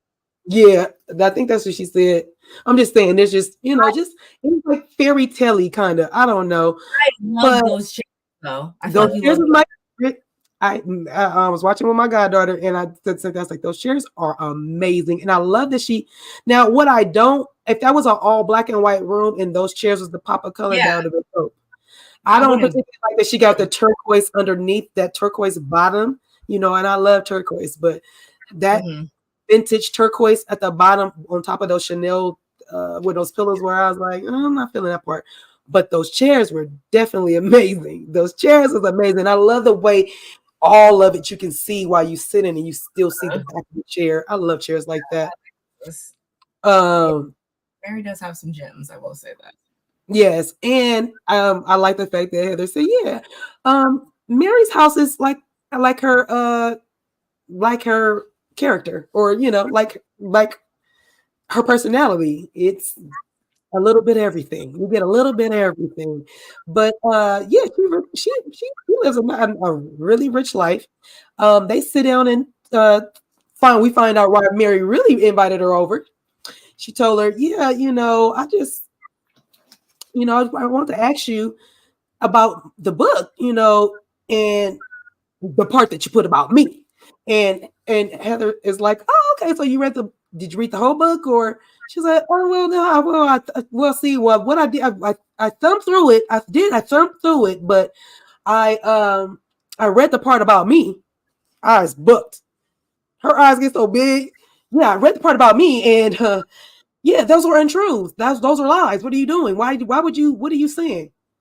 She's like, no. And of course they go back and they read, the excerpt from the book, and it's spot on to how it was spot on to what should have been said about Mary out of Heather's mouth. Sorry. And she did throw caution. She didn't put it out there all harshly, because she could have said some really harsh things about Mary, because Mary was not nice to nobody. So still isn't. Not at all. And the fact that she would double down on calling Heather inbred. First of all, they came together. Well, we thought they was coming together because we've been, I guess Mary says I felt the connection with us. I don't know. Heather said maybe it was our spiritual connection, both with our religious connections. And Mary's like, yeah, whatever. And I'm thinking, that is not it. Y'all don't even come from the same kind of church. What are y'all talking about right now? That don't even make sense. But okay. So yeah, Mary double down and says that, I think you look inbred. And that's when Heather's like, so okay, well, thanks, for having me. It's really a nice time. And okay. And I was just like, what are we doing here? Like, I didn't get that scene. I get it, Mary, you're mad that Heather said this about you. And what Heather's gonna write a book, and you can see how hard it is to be nice, nasty. Like, go ahead and try it. She was like, oh, my. It was just honesty. I don't remember what she said. She said she was bougie something. And I don't think that was a lie. Just like, I don't think that Mary necessarily says things to be mean. I think she just says what she thinks and truly believes. I think she truly believes that that's what she looks like. So then I'm just speaking my mind. Like, that's how she rationalizes it in her mind, probably. Like, I'm just speaking my mind. And how you feel about it is how you feel. Like, that's literally what I think goes on in Mary Cosby's head. I think you're right. I think you're right. I think you're very right when you say that. It's not wrong in her head. It's like, unless you point it out to her. And what did she apologize? Did she? Mary apologized. I don't she remember. Did. She apologized. move on in the world of, or they were able to end on a positive enough note in the world of Housewives. So I think that there was some type of resolution, I guess. Okay. So we head over to Meredith and Seth's house. I'm laughing because why? every time we talk about it, we're like, I don't know what'd be going on with him. That dude was on the microphone like, I said, what is wrong with him? I don't know. And remember I told you I feel like he'd be on the red cup a lot, but I was like, ain't this early morning? Maybe he got espresso in his coffee. I don't know. I'm not judging him. Trust me, I'm not, because I love a little nip in my coffee. I'm just saying he does the weirdest things, and I don't know, he just throws me for something. I just can't put my foot on it. But I enjoy their relationship right now. I'm glad they're not at odds right now. So we get over to them. They're about to do their podcasting. Meredith thinks she thinks that she is computer lit. She is trying to figure out how to get this computer going and what she needs to get the session going. And, so they're trying to figure all that out. They think they are talking. Everybody got the earphones on. We're talking. And right, I've heard that. And so Meredith and him have a really great moment that I can appreciate. I really could appreciate this moment. The fact that, what started off, they said that they have a prenup. She said, no, I had a post-nut. And the reason why she had the post-nut, because when things got rocky, she was scared that she was going to lose the kids and didn't know where that they were going to go. So she got a post-nut done. And so Seth was like, lose the kids. Wait, what you talking about? Like, wait, what? And so then he goes to tell her that, he wasn't there for her emotionally and for her or the kids, that he basically was the provider. And that was his role. He went out and worked and he came home and provided for the family, but he didn't give no homework time. He didn't give no after school time. It was strictly financial. And that's heartbreaking, but that's a lot of people's stories. And so yeah, it's something. And so he ends up crying, and he got very emotional that when he apologized to her and told her he was sorry, that he wasn't emotionally there for her. And what's funny is Meredith didn't cry right here, but she was really rubbing his hands and watching him and stuff. And I broke down on this thing. I watched it twice and I broke down both times because I know that's hard to say, not just to your spouse, but you literally got to say that to your kids. And I'm sure he has not said that to his kids just yet, and I feel like he probably will. So I just, in those moments, I was just like, oh, I love a light bulb moment for a father to recognize something. And it's not a fault. It's that the fact that you recognized it, and now you know, and now you understand. And I just wish more people could do that. What the Ice Queen see is left back husband. Stop it. Hey, I don't know what they podcast numbers is doing. I have no idea. Maybe all the time. I appreciated that scene, and it makes a lot of sense, and it's very, very real, because if people really do be living those types of lives, and one person might be thinking that their job in the relationship is to do this, but it's really not meeting the needs of the other person or the family as a whole, because clearly it wasn't even just about what she needed. You let down a lot of people. But I mean, they were able to move past it, so that's cool. But they weren't taping on their podcast. Yeah. Luckily, Bravo was, so hopefully, right. Thank God. Hopefully, they were able to somehow merge that, because that was if everything is genuine, yeah, then that was a really, really, really real scene that a lot more people can probably empathize with. And if that's what they're giving on their podcast, then good. Right. Because someone out there could definitely use it, I'm sure. And I wish them the best going forward. And it also is important to note, which you might have said it, but that when she did the post up or whatever, yeah, it was just because to protect the whole, it was just about the kids and everything. It was nothing in their financial. So I think that was also another important thing to kind of paint the picture with. But yeah, they seem to genuinely be in a good place, because it takes that for someone to even admit that. Clearly they're in a better place. Otherwise he wouldn't have probably even admitted that. And she was, there being of support. So good for them. Good for them. I really like that scene. Auntie Bernice, I agree. Heather probably did not need to mention Mary in the book. I don't know why.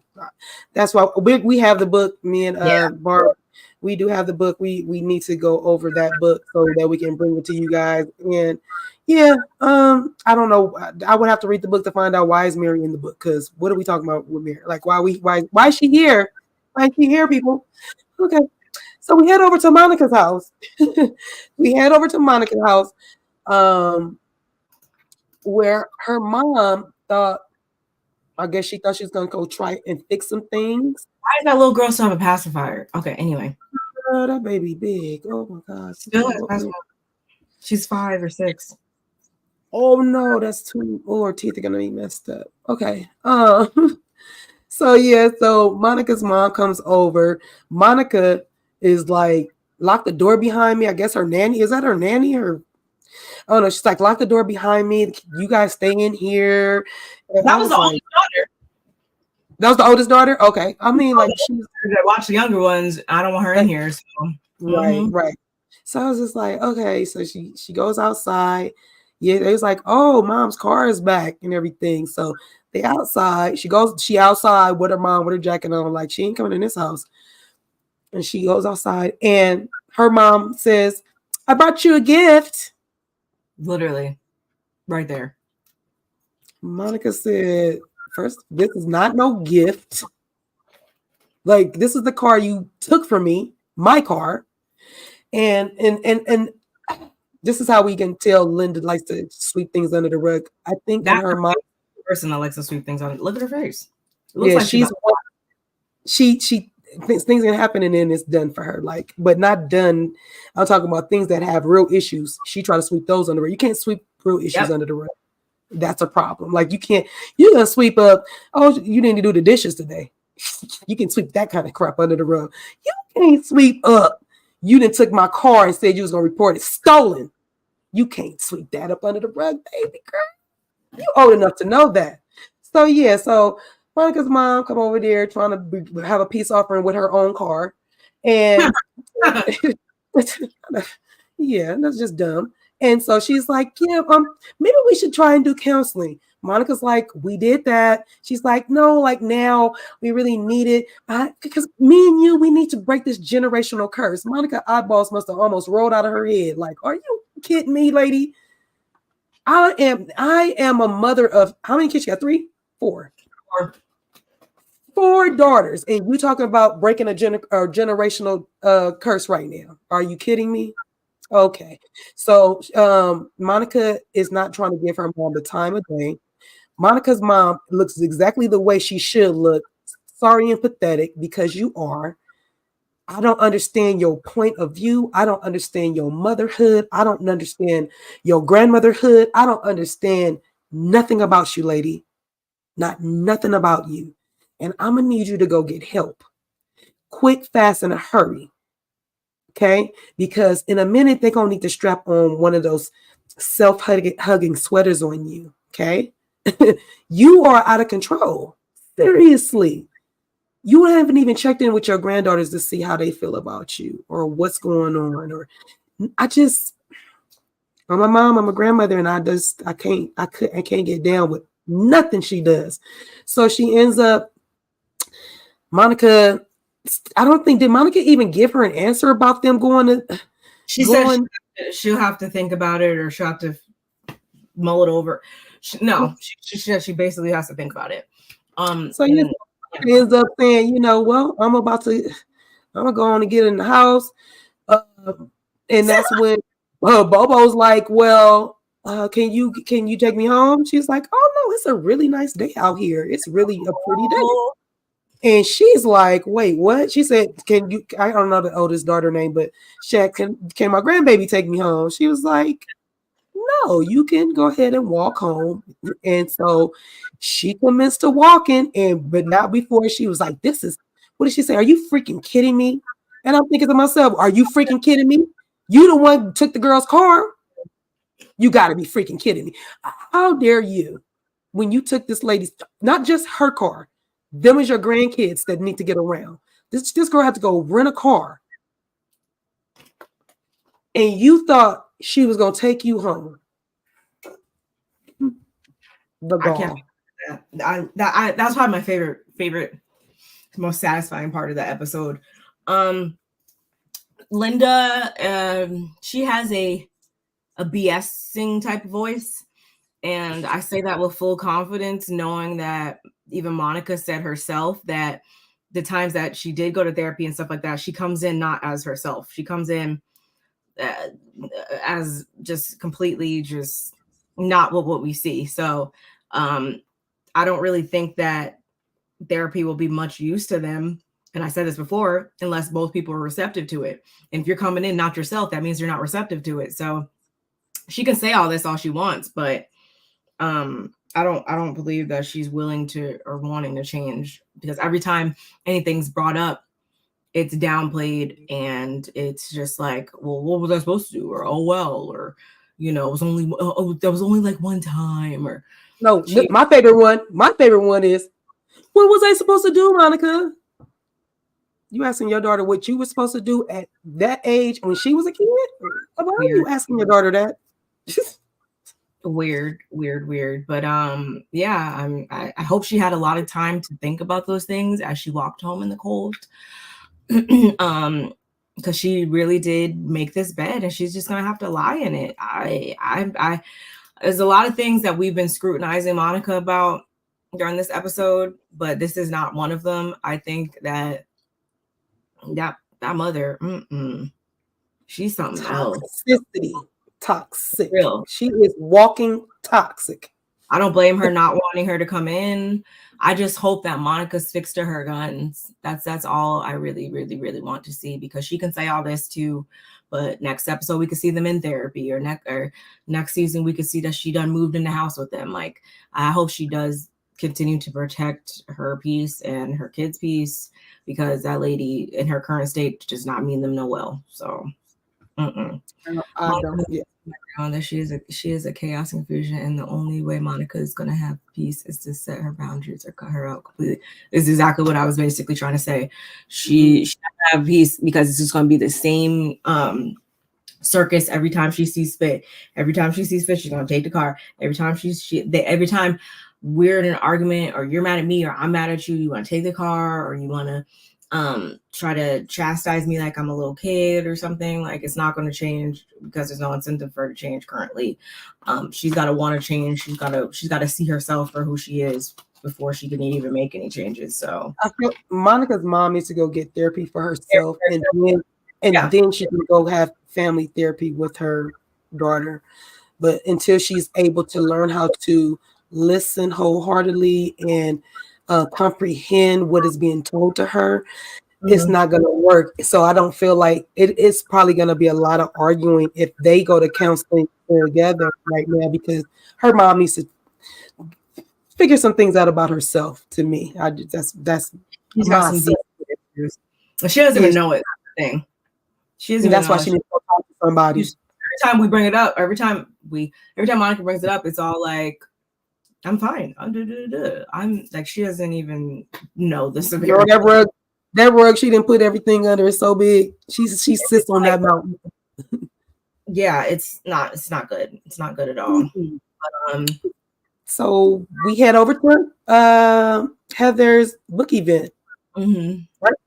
So we head over to Heather's book event. Meredith, Monica, Angie, and Lisa all come to the event, of course, and everybody else that she invited, but I was just talking about those core ladies. Lisa was invited, of course, because she was doing the introduction and all. Angie, what was you about to say? No, I seen in my notes that I guess for some reason at this point, Lisa must have said something along the lines of her being in a weird place with Whitney. So there you have it. I think we mentioned it before that she shouldn't have an issue with Whitney or anything like that. But as of right now, she has an issue, or it's weird between her and Whitney. Right, because she couldn't respect Whitney's house. And she didn't see things the same way. So yeah. Oh, I'm sorry. Whitney didn't have her Lisa lenses on. We're sorry. So Angie said she hadn't spoke to Lisa in a couple of days, and they speak like 85 times a day. So that was strange, and she felt iced out. She was sitting by herself, looking real cute, might I add. I really like the way she does her hair. who? That's Angie. I like the little ponytail, little braids and stuff, but I also like at her Easter dinner the way she had her little pieces of hair and some of it was raised up. And I don't know, the girl got it going on. That Greek little lady got it going on for me. Angie does. So yeah, we find out they have not been talking to each other, and so Angie kind of stayed sitting down and didn't get up or whatever. But every day, so Angie knew that something was up. Meredith and Monica.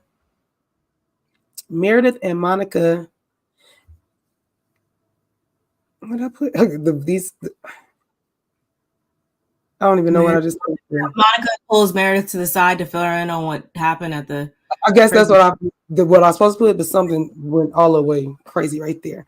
So yeah, I guess she pulled it to the side, right? You can finish right there. I don't want to mess up. Yeah, she pulled her to the side to fill her in on what went down at the Prism event. Things got really nasty, and Lisa told her that her mom doesn't even want her. We remember that. And of course, Meredith's like, she said that to you? And I feel like although it was a nasty thing to say, I do feel like Monica tried to pull Lisa a little bit with saying that, because she knew that Meredith was not going to be cool with knowing that somebody said something like that, especially because we know that Meredith has a good relationship with her mom. So Meredith suggests that she'd have more success if she gives a reaction instead of a response. And I was like, that makes a lot of sense. I have to listen to that one. That one. Skinky said to me one more time, what she said. Success if she gives a reaction instead of a response. Or she'd have more success if she gives a response instead of a reaction. Yes. Yeah. But in this situation and in the previous one, she's quick to give a reaction instead of taking what they're saying and responding more calmly. Of course, no, I said that. Then Lisa gives a performance of Away in a Manger, which I was like, it was kind of weird, but okay. Why are we here? Share a Snicker, of which Lisa immediately clocks. So this is just adding more fuel to the fire that's already been started. And Lisa, of which Angie has been more chummy with Monica than she would like. Then Heather then comes out. They're joined on stage by a whole bunch of people in church robes. And Lisa delivers another cringy like rap at this point. I was so confused. I guess this is one of those things you kind of had to be there, I'm assuming. Then they take like a really Heather reads some of her book. Then they take a group selfie, and Heather's receiving her congratulations from everyone. She's signing a couple books, and she says in her confessional that this has been the best year of her life. And I think she also, I don't know if it was right at this part, but it was during the scene, she tells her daughters that she is going to go forth with writing the second part of the book. They basically give her blessing. It is what it is. Lisa and Heather have a good conversation after this and agree to make room for understanding both of their experiences and both of their journeys. I'm like, hallelujah. Thank God. Angie approaches Meredith. Also, Monica's still standing there, by the way, and she lets her know that she knows she was making threats and threatening her family to ruin them. Meredith says she's very sorry. It hurt her feelings. Let's move on, and I will move on too. Kiss, kiss, hug, hug. I'm gonna see myself out over here. She walks away. And Heather, and then Heather tells her daughters about the book again. But that was, yeah, I don't unless I forgot something. I think that was really it. It didn't go down like how it went down at the Prism event, y'all. So right. I guess that's at least. But how do you feel about Heather writing the part 2? With exactly what the daughter said. If you're writing this book for healing, then be by all means. If you writing this book to go against the Mormons for whatever reason, then don't do that. That's just negative. Which I know she didn't do that. So I know when they say that to their mom, they know that she didn't do that. They know that was a healing process. Yeah, I don't mind her, but I gotta write the first book to see. Girl, that's how I feel. Or rap. It's so weird. Why are you rapping? You can't sing or rap. Don't do that. It's a rap when you're rapping, okay? And we did find out that Monica's mom took in missionary when they were younger, or fed the missionaries that were around in their neighborhood as well. So I thought that was kind of okay. That's something to, she said they were like big brothers to her and another outlet to talk to and stuff. So I thought that was kind of cool. Another fun fact about her and her mom, because there ain't much to go on. We always hear all the negative things about, Monica's upbringing and stuff. So it was cool to know that was something that she cherished and something that she liked. The story that Heather told about out of her book, the excerpt that she did take, I was like, okay, it just, I don't know, it was like a what you say? I said, yeah, like that was good. I can handle that. Yeah, that was a nice little excerpt to come out of, and I was here for her, of course, the signing of the book, and just hearing other people's stories. That there was a guy that walked over to her and said, I stayed in the Mormon church for my parents, but I needed to get out. I didn't want to be part of that, and I'm sure she is.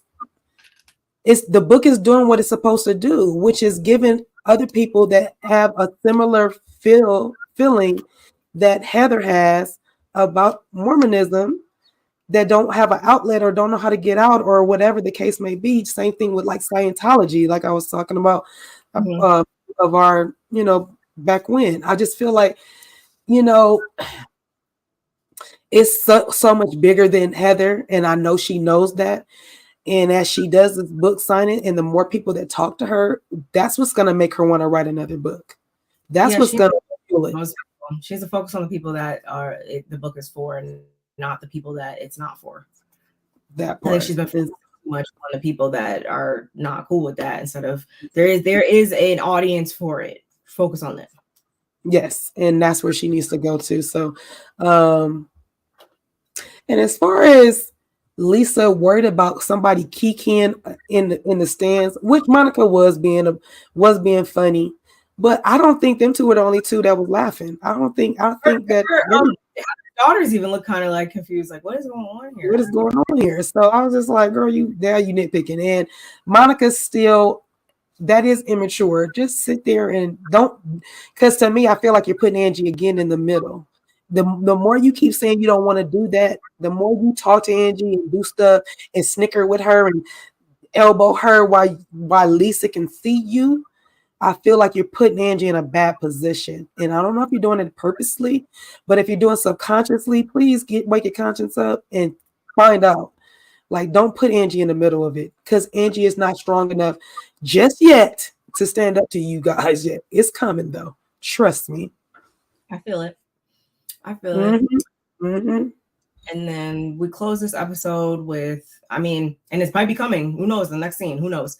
Because we end this episode with Lisa and Angie. She's still feeling like she doesn't understand why Angie's acting the way she is. So I guess she invited her over to her house, and Angie shows up. We didn't see what all that they're going to talk about, but they do hug at least.